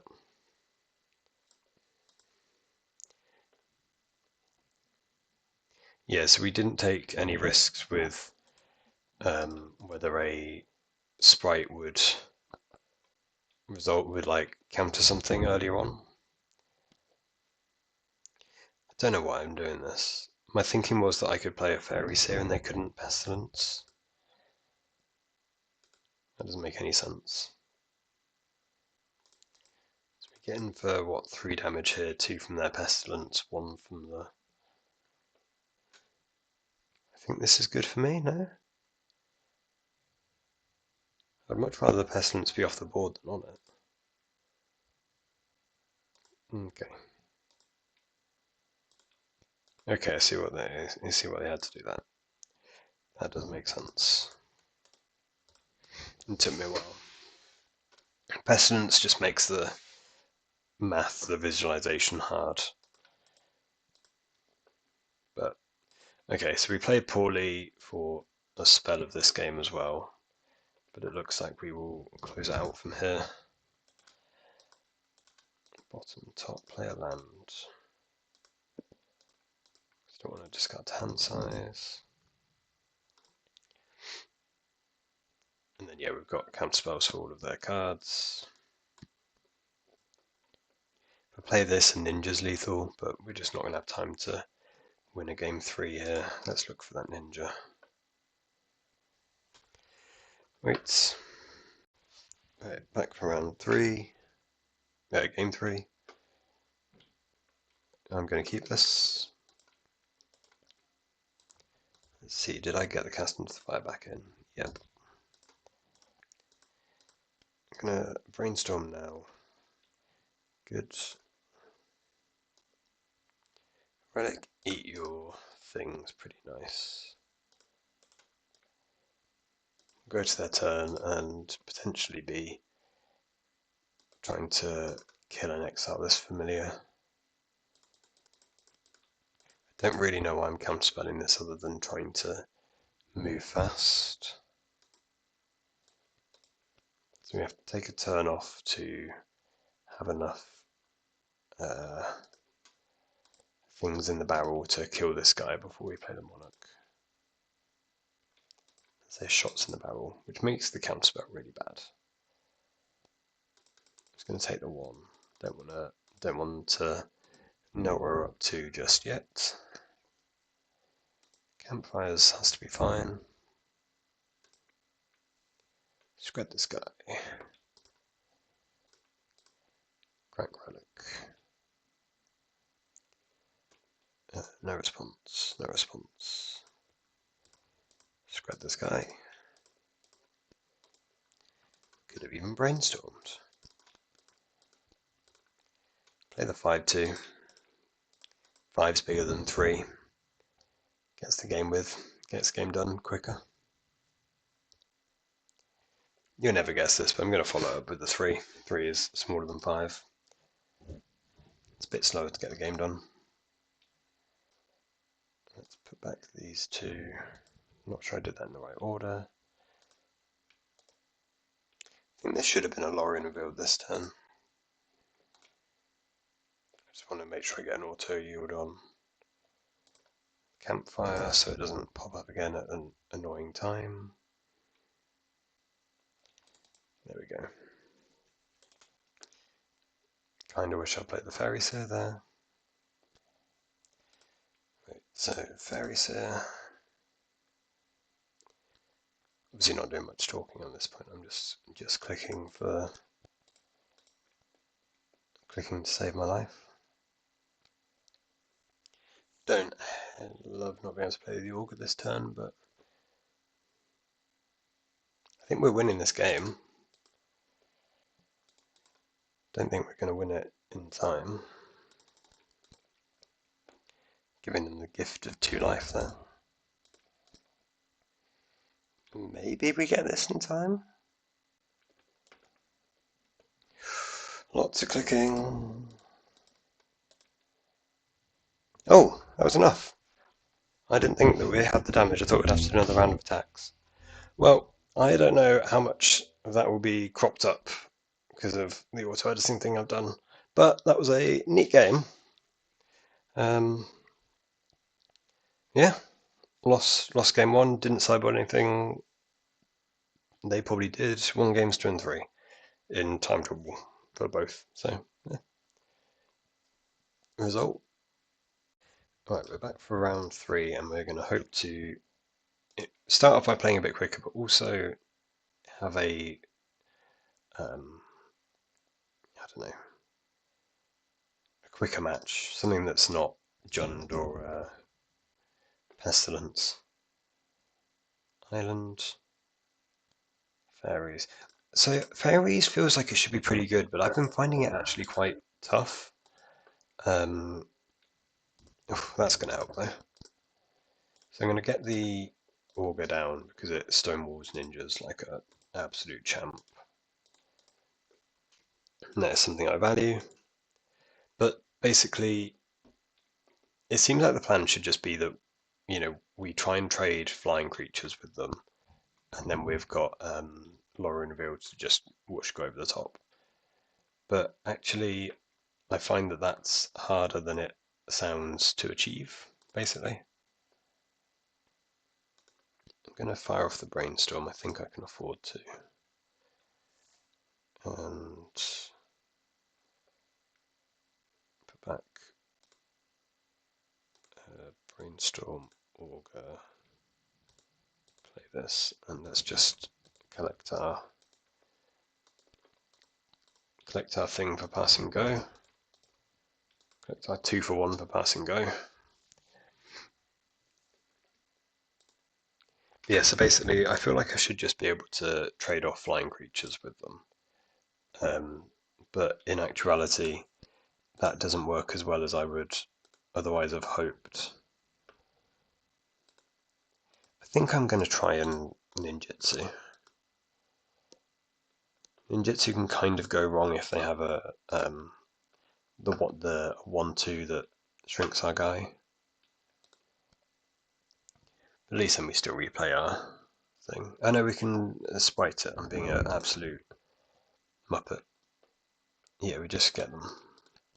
Just fully get them. I might need to take a break between So this is straight after the Pestilence match, and I'm, still a bit frazzled. I need to take a break because I'm not thinking things through. I'm just clicking. So we don't have to interact now, and now we've got like an army of sprites. I don't think we're in too much trouble. I'll happily trade a Moonpsychic Hacker for a Faerie. Like, once they've got in, they've kind of done their job. Let's go blue-red for this. I'm going to hold up the Sprite. I think I'd trade. No option. Let's get a mountain. Yeah, this is just sprites all the way down now. Maybe we should have played the Fairy Seer first if we're doing this, but we just hit anyway. Yes, it's very nice.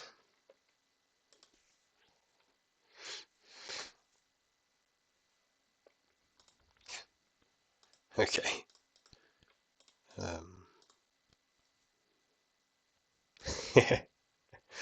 When it rains, it pours, eh? Hitting on both of them is just absolutely absurd. Okay, so we didn't play particularly well. Okay, we weren't thinking things through. We were just clicking.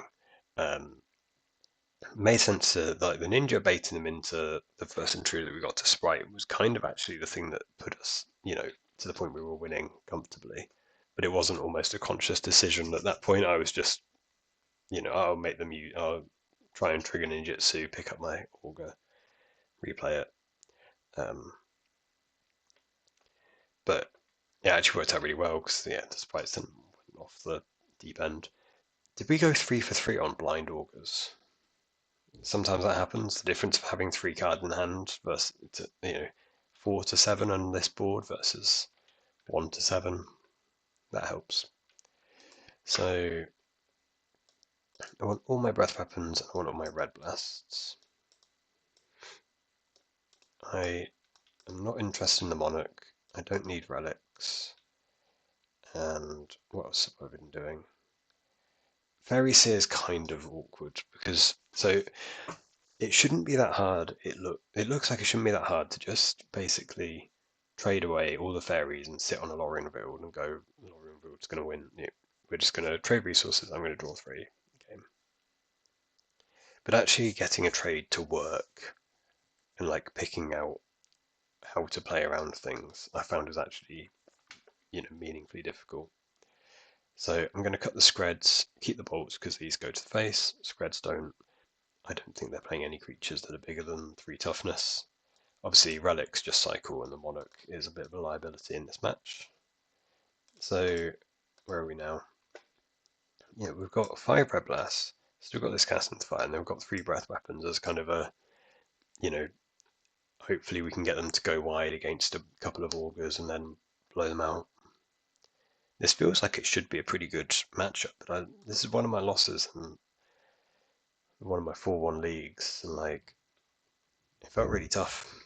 Cast into fire again. Just, it's so nice, I'm telling you. It's so easy. Just, put the cards in your deck and draw them. I think I'm going to lead on the landscape.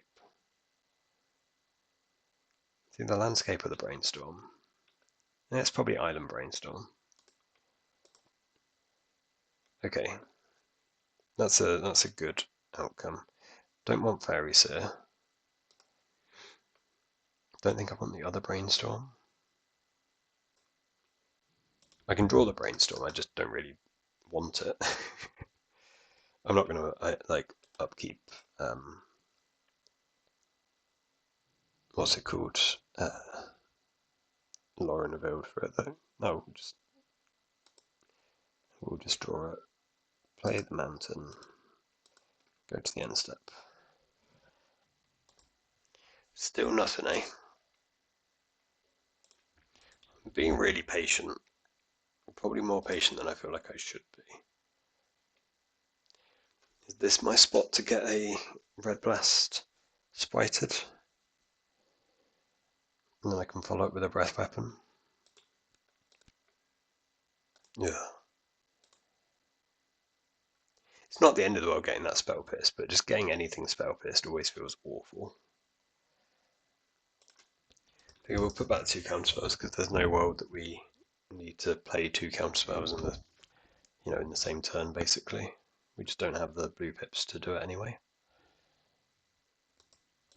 Still got no ninjas.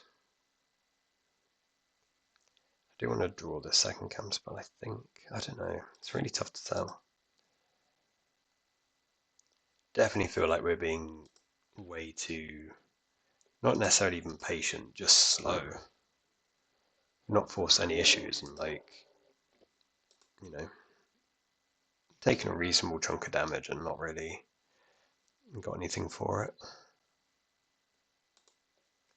Okay, so this seems like it's starting to. The word that came to mind was unravel. Oh, what have I done? That was supposed to be. Oh, what have I done? Oh, I so should. Oh my god. This is how I was supposed to cast the cast into fire. I'm supposed to have 2 blue up. Oh my days. What an absolute horror. The whole point of casting that was like an absolute horror. Yeah, definitely taking a breather before the next one. Just stop me from just clicking things. And hey, the advantage of island cycling would be I could get a red blast and have an extra mana for that. Bottom this, top this. What are we doing? In what world are we ever winning this game? Admittedly, it doesn't help that we've gifted them 2 free creatures. Alright. This is just like full.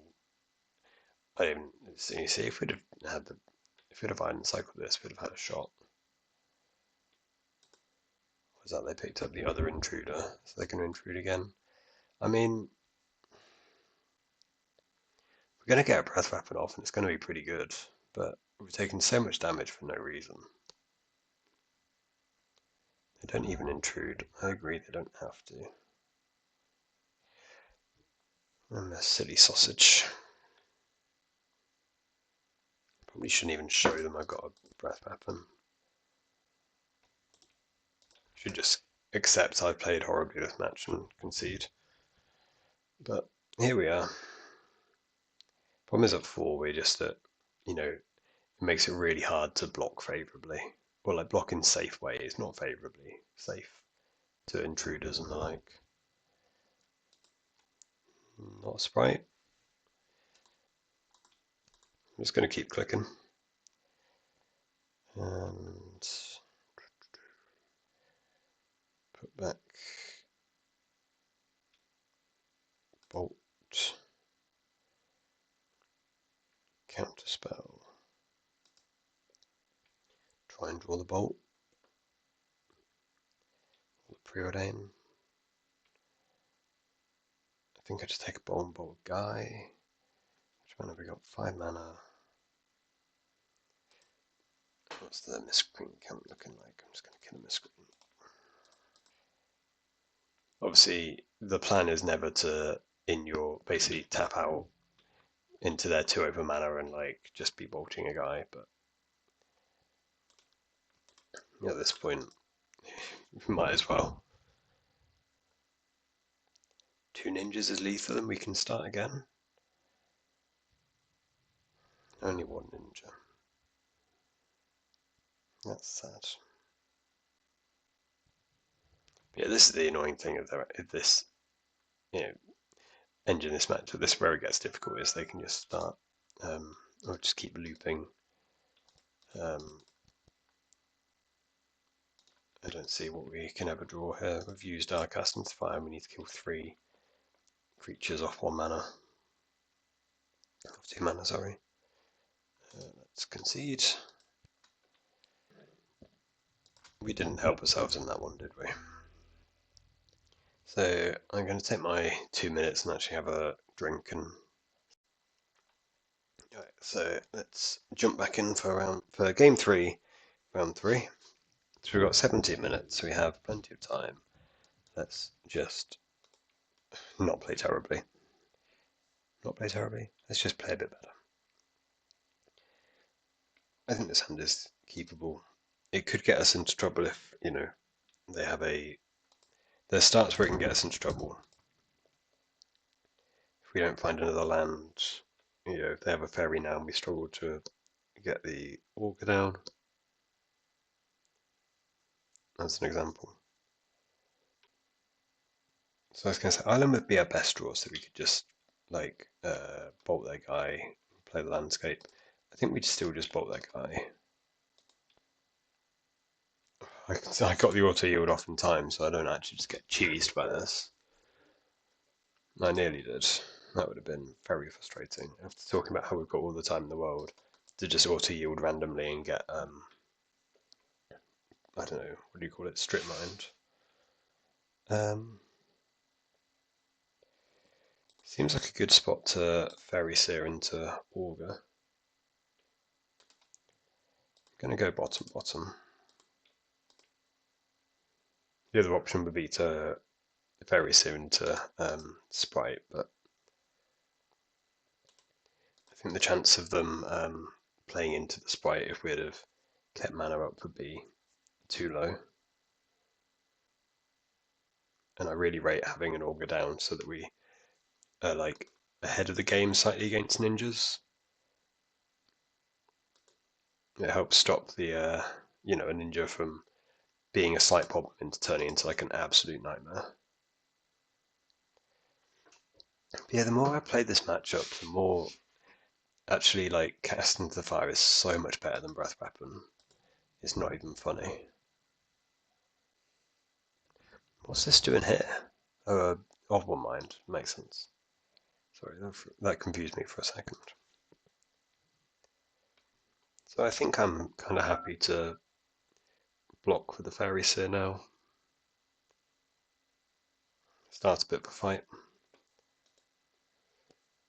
We've got 2 layers of protection. And if it goes wrong, it's not an absolute nightmare.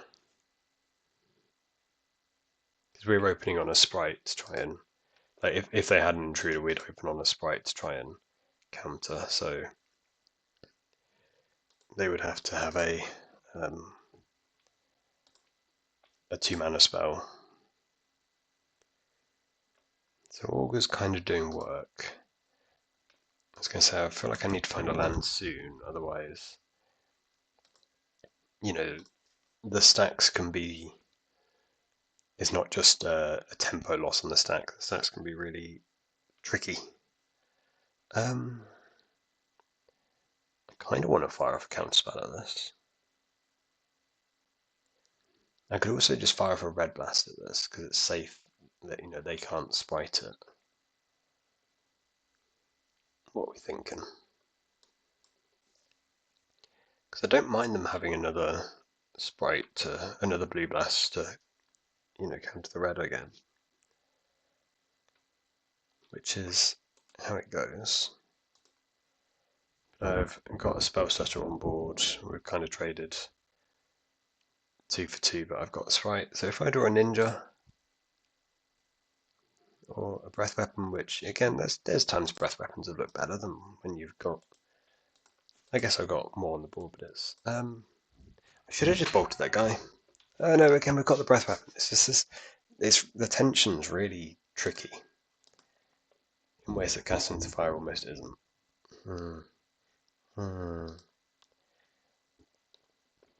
Do I attack? I think I'm attacking because I'm happy to just throw some bolts at stuff if need be. Yeah, okay. I think I'm bolting one of these now, or in their upkeep even. It just stops them from being able to ninjutsu. Again, it's not helping the breath weapon, but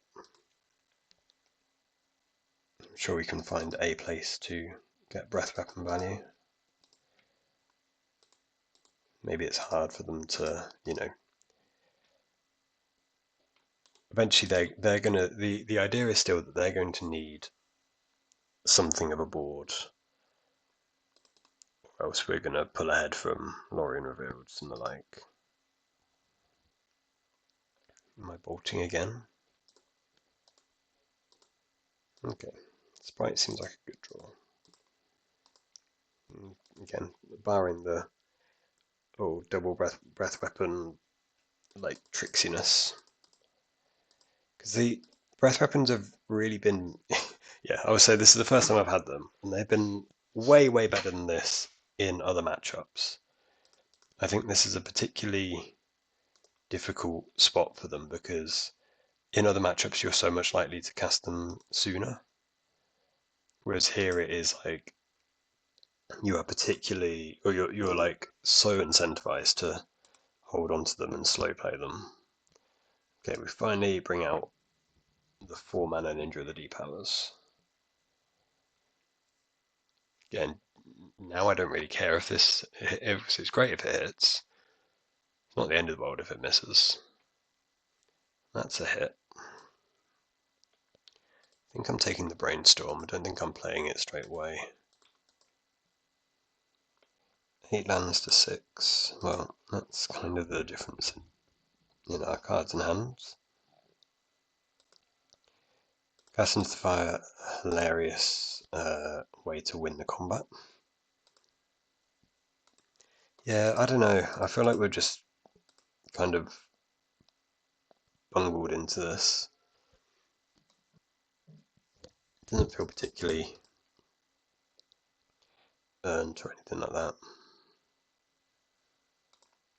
Top, eh? I think I'm going to leave back a Sprite and just threaten to block. So much for that. My thinking was that, like, obviously we've seen they've played a 4-mana ninja. They're so likely to have other ninjas. We're slowly creeping our way towards being able to breath weapon. We just need to trade one more card for card. Might even just breath weapon their upkeep. So this is a weird spot. If they had another counterspell, very weird spot for like, do we Sprite? Yeah, okay, so game one, I can't really remember. I can't really remember what happened this game. In this match, which is unusual. I think I'm kind of relating that to being a bit just clicking things and hoping it works. Game two, this felt like a load of it came down to not holding up counterspell mana, tapping mana wrong, and then we just fell too far behind on board. Game three, like, I don't know, at game one we had just all of the sprites in the world and it was really ugly. This game, yeah, we just kind of traded cards. We didn't actually get any like net card advantage other than they drew more lands than us, right? Like, I think we got one. Did we get a sprite off of?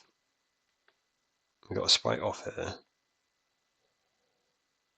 And then we augured and hit a brainstorm on like turn 11. But basically, we just spent most of the game with augurs staring at their guys and keeping them off of being able to prop ninjas. I don't think there's really a lot to learn about in that example. Right, we are back for round 4, and I'm going to keep. It's the type of hand that a brainstorm could do a lot to fix when we know what it is we want to be playing against. Want to be playing against what we know, once it is that we know. Jesus Christ, I am talking utter rubbish. Am I out of practice on recording and just filling in time talking rubbish? Brainstorm, when you know what you need, helps fix a hand. But against a green deck, I'm going to prioritize getting a red source. Worst case, this is Boggles. We can't beat Boggles. Elves is much more reasonable. I'm going to put my stop and my upkeep. I think there's a decent shot that we want to brainstorm. and potentially shuffle with Lorien. Oh wow. 2 land, there's nothing going on, eh?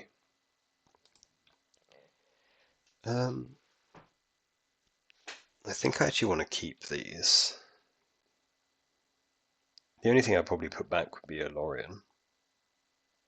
But we want to scred this. Hold up, counterspell in case I have like a lead the stampede anyway, so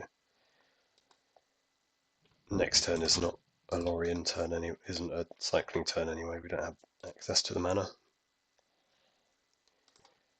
Just boop. Again, if you know they miss the land drop and query and reset is not the most like immediately threatening turn. Again, ace power removal spells, especially when they will cost 1 mana. I know Snuff Out's free, but still. It's a 2-drop or a 3-drop. Best case for me is lead the stampede. This is kind of actually a bit of a bind where I don't think I want to counterspell, but like I want to have 1 spot removal spell in my hand. I think I'm gonna island cycle, get a fjord, go to my turn. Current plan is just scred this,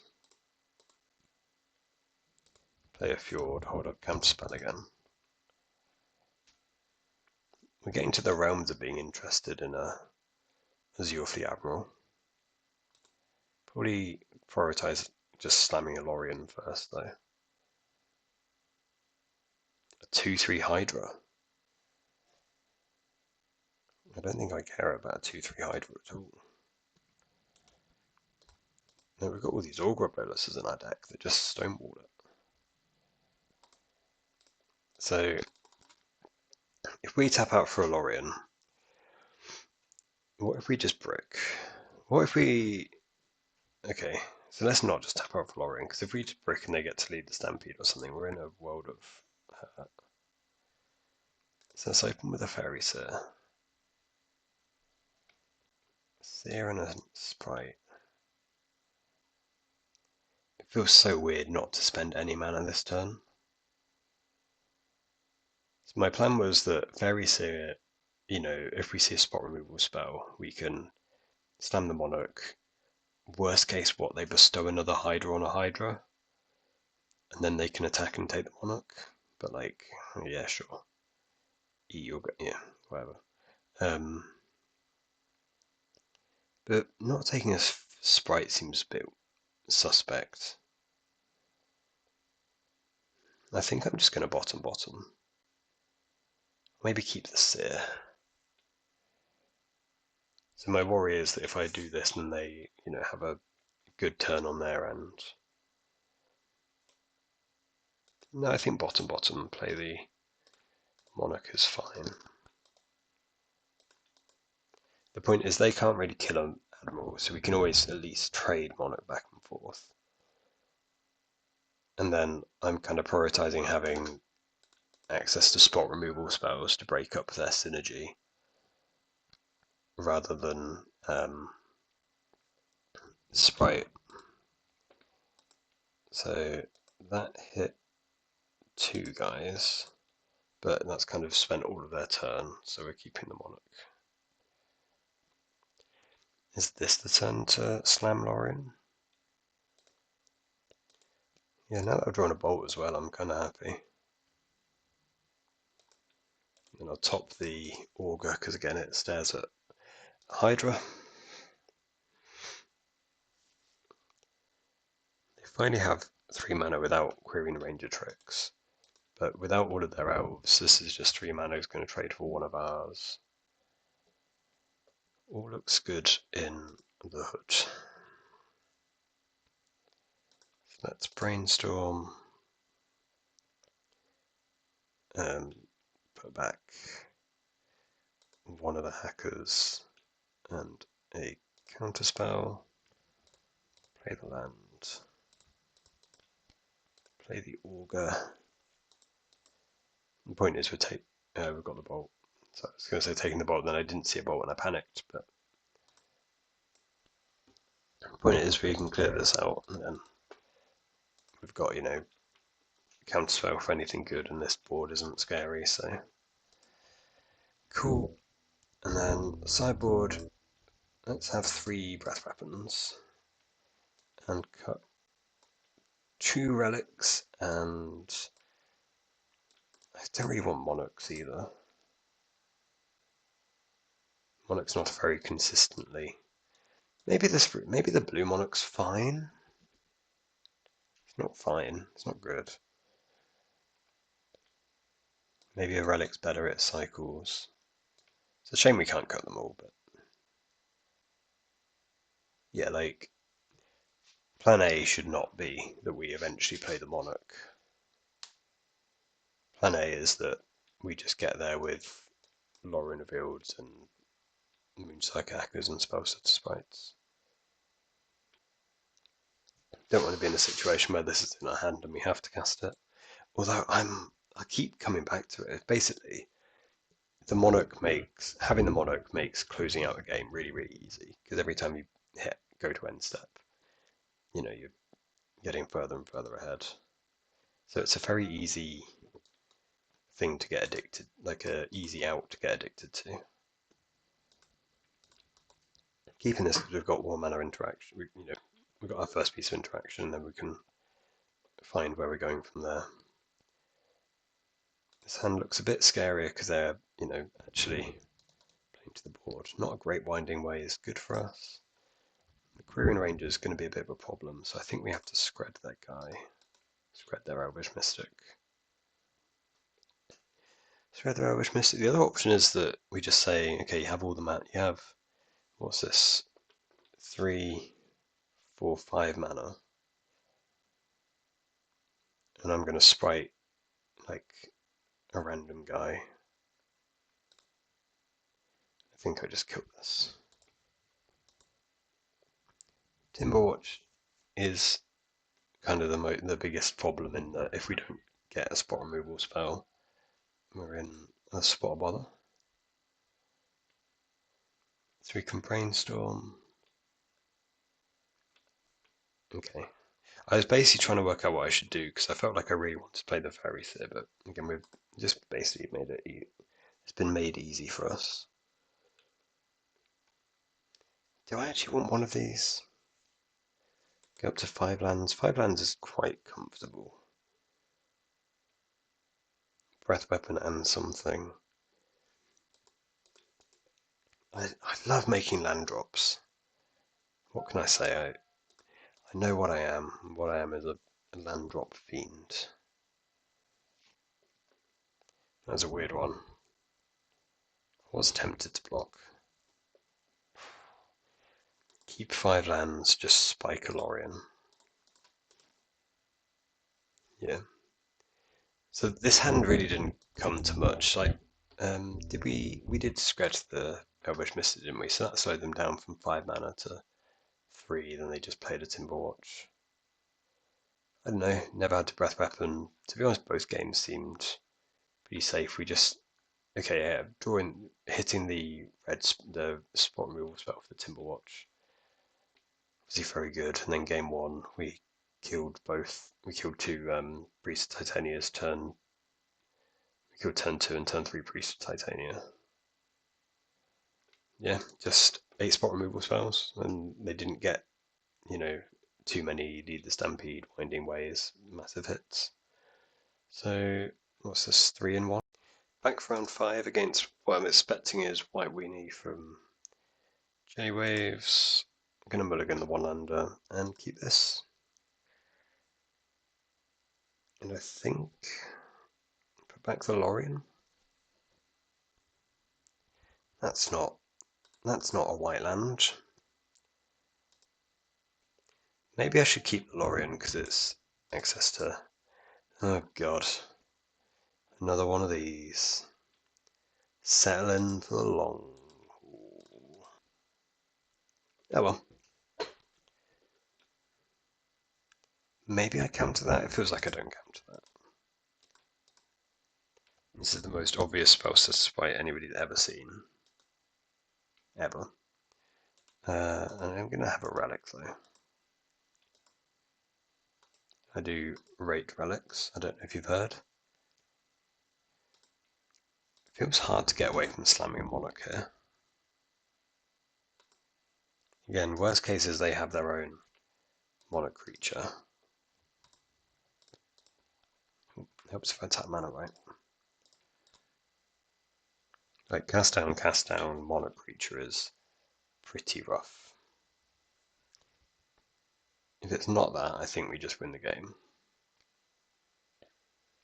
So this looks more like the actual gardens rather than the Pestilence deck. I say, assuming they find a land after. It feels like they've drawn a million cards and they discard a Crypt Rat. So yeah, gardens. Gardening it is. Just drop a little fairy seer. We've only got one layer of counterspell protection. And then let's go. I guess I'll bottom the Lorien. Top the Preordain. Most likely I'm going to be shuffling before they'd see the second card anyway. Yeah, it's a bit of a gamble to just basically always turn 4 slam a monarch creature, but I think it's worth it. I'm going to bottom that. I think they've got they have so many removal spells here. Force Crypt Rats. I don't think I counterspell it. And I stay home to, I don't know, potentially interact with a map token. I should have just attacked. I'm always gonna, they map token, I'll always bolt, won't I? Let's be honest. So it does hit. Obviously we're just gonna bolt. Maybe we don't need to. We're gonna get some sick cast into the fire value. Amazing. That's so funny. I love Magic. I love Pauper because random like 1 damage blocks here matter. It's not a huge deal, but it helps. Let's put back Hacker, Relic, play Relic, play Forge. So the bad news is I'm drawing a Hacker, which isn't great, but the good news is I've got a counterspell and I think I'm going to keep the Monarch for a bit longer. I'm just going to auto yield this. Brent's playing much quicker than us, which is a bit spooky. I think that's okay. And I'm just going to try and draw a card off the Hacker.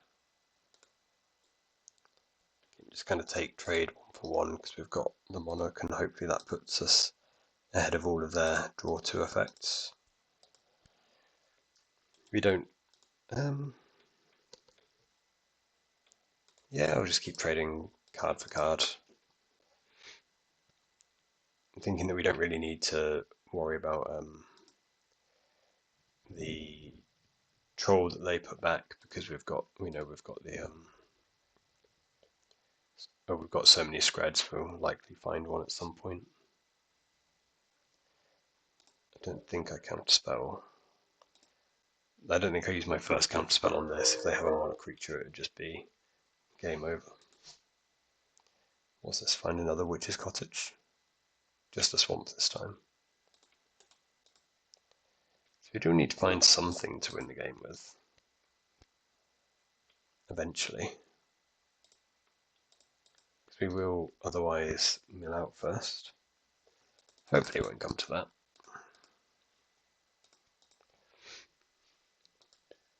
Yeah, we're kind of getting through their cards in hand right around to 6 now, and We'll keep grinding through them. They're only at 27. It's not too many. Let's go top. I'll make a land drop at some point. I'll make it now. Put back this, play the land.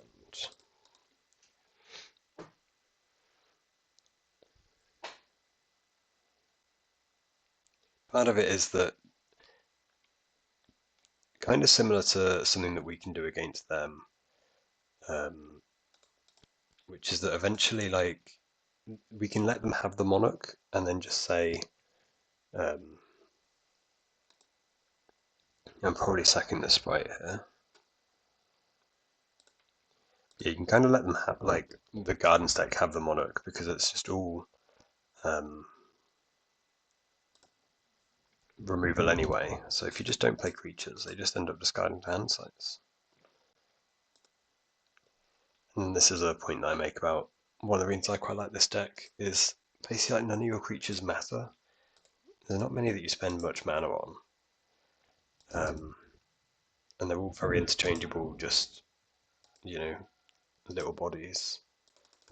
So you don't really have to fight over any particular creature. I'm just playing out guys to soak up removal spells. We do need to get them dead. We're on a 13 turn clock before we mill out. Minus a few if we keep drawing cards. And then obviously they're gaining a life a turn until I know we've used our cast into the fire, haven't we? So I'm actually going to counterspell that, which is crazy.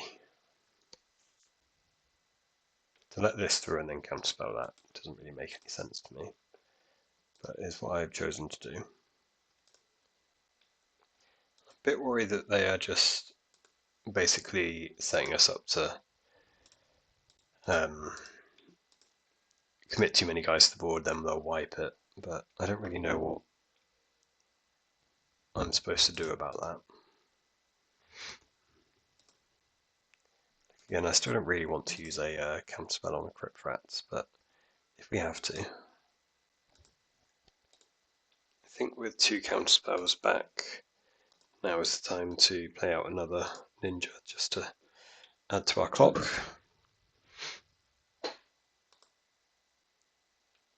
And there's 1 Crypt Rats here, so they've got 2 here, so they've got 1 left in their deck. They tend to run 3. I'm going to let this one go. Again, just shows we're not really playing to a plan, which is not great. But I think we've got a healthy number of bolts left in our deck, right? We've got 2 bolts as well, so that's 6 of their 17 life. I feel like we've got quite a lot of spell stuff sprites left as well. We've got 2 sprites and 2 fairy seers left. I think we're going to stop drawing cards off of the stupid Moon Circuit hackers. Just 2 mana, 2, just 2 ones, please. Sure. Not particularly fussed about the Lembus going back in, but we might as well exile it. So I see it as we've got to counter the Crypt Rats. Everything else is kind of fine. I'm a bit worried about the gaining 2 life a turn. It's not a Crypt Rats, but it's very similar. So I now should have 1 counterspell for 1 Crypt Rat. I'm still just going to no. We should have plenty of time before we'd mill out now, but I don't know, I'm just being... I'm not used to trying to talk and play anymore, whereas I used to be. And then I think I just eat this. And they've got 7 cards in hand. This is where I struggle against this deck, is like, they've got so much redundancy on their draw twos. So I'm going to say it appears that we're going to be picking a fight now. I am not really planning to save any of my guys. It would be nice if we, did get him for damage. So we're still on no. Tap relic, target you. Tap relic, target you. Go to the end step. Discard a lorien. Not too worried about trolls. Screds for literal days. Okay. So, downsides, we're 3 minutes down on the clock. Plus side, we're up a game.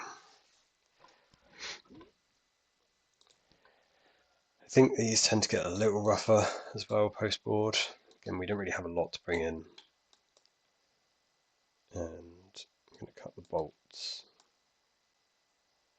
Because they only really deal with crypt rats. Or like monarch creatures on their end. Maybe they're like 2 mana 2/2s. I don't really want to cut creatures, so the 2 mana 2/2s get blocked by augur, for example.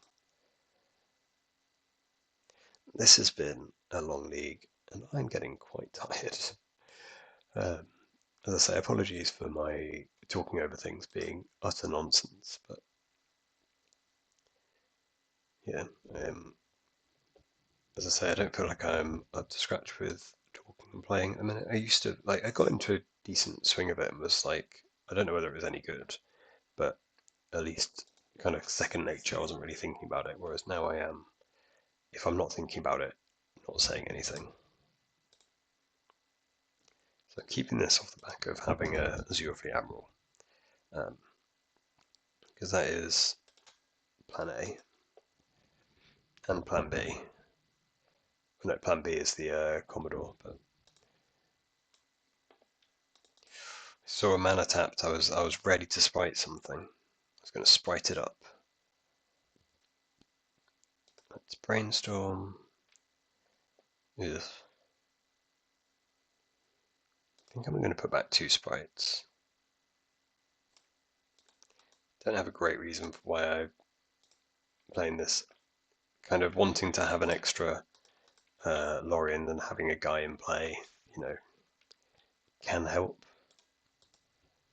It's an extra thing they might have to fight over or kill so that we don't get to just keep the monarch for free. I don't see how we're not just slamming the monarch and crossing our fingers again. We'll attack first because if they have they might fear a hacker. Again, we only have 3 monarch creatures, but I think it's about the right number because we can fight between mulliganing and then all of our card selection. We're pretty good at finding them. I put 3 lands on the bottom, and I would really love a land again. Oh, ask and ye shall receive. Really weird to let this resolve, but I want to play quickly, and then if I counterspell it, they take the counter. I've just spent 2 mana. I think it's reasonable that I cycle a lorien. Some of the time there. I'm not going to try and scred this. They don't have that many creatures, but it's still not free. Maybe I do. I've only got 3 cards. I'm beginning to like cracking relic as well. Nice. Part of it was that then if they did kill our guy, we'd just replay another hacker. I think I crack the relic and just eat this insight, because it's just a free cut. There was better ways to do it than to tap my second blue source and then draw a counterspell. So they did have another draw to effect, and obviously now they're straight back to 1,000,000 cards again, which isn't ideal. So ideally we get to bolt this rather than what do you call it? Spreading it, but it doesn't look like we get the chance, get the choice. We're doing this so that we get what we basically deal with them with damage. They don't gain 2 life. Then obviously we do need to eat this so they don't take the monarch off us. And I'm certainly interested in dropping some sprites. Well, at least one sprite. So again, so the second one is live. It's not much, but it's honest work. Yeah, I'll keep trading cards. I probably should have picked that up, but I was thinking I've got these counterspells. Don't know why I didn't pick it up. So now you get to eat one of my counterspells. My counterspell count is not looking as healthy as I was hoping it would. Yeah, not picking up a sprite doesn't feel great.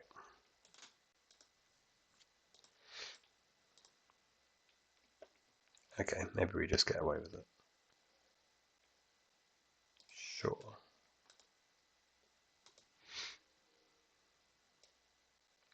Kind of the plan is that they can have an augur. And I'll take the scratch. I don't want to die to a random troll. So yeah, I'm not really fighting over the accursed order. What am I?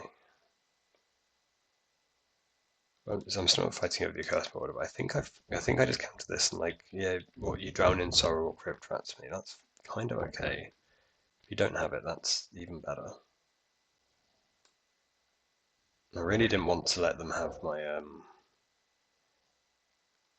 like basically last counter spell. Instead, they've just got all the cards in the world again. Back to 30. A healthy 30.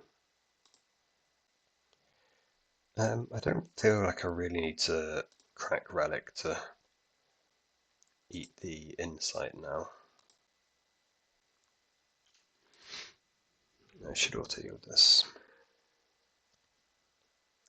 Probably should have played the fairies here. What am I doing? I'm gonna let this go. Ugh, what am I doing? I feel like I had them. And now just let them get 3 cards for the hell of it. And I'm going to play out some more guys and get crypt rats or drown in sorrow out of town.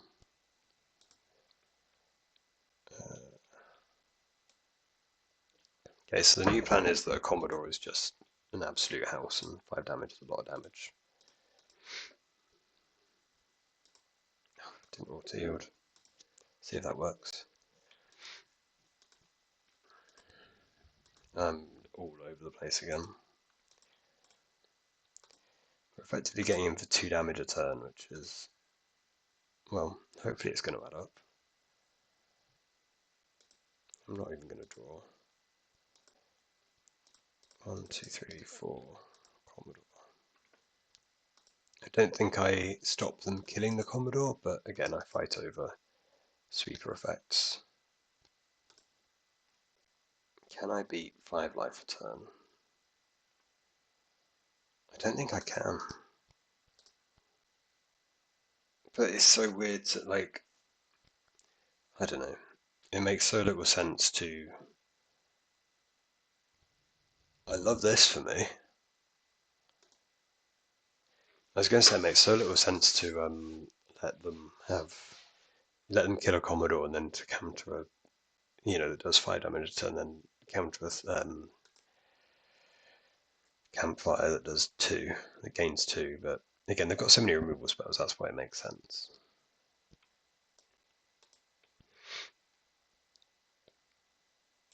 But yeah, the Avenging Hunters basically fixed all my issues, I think.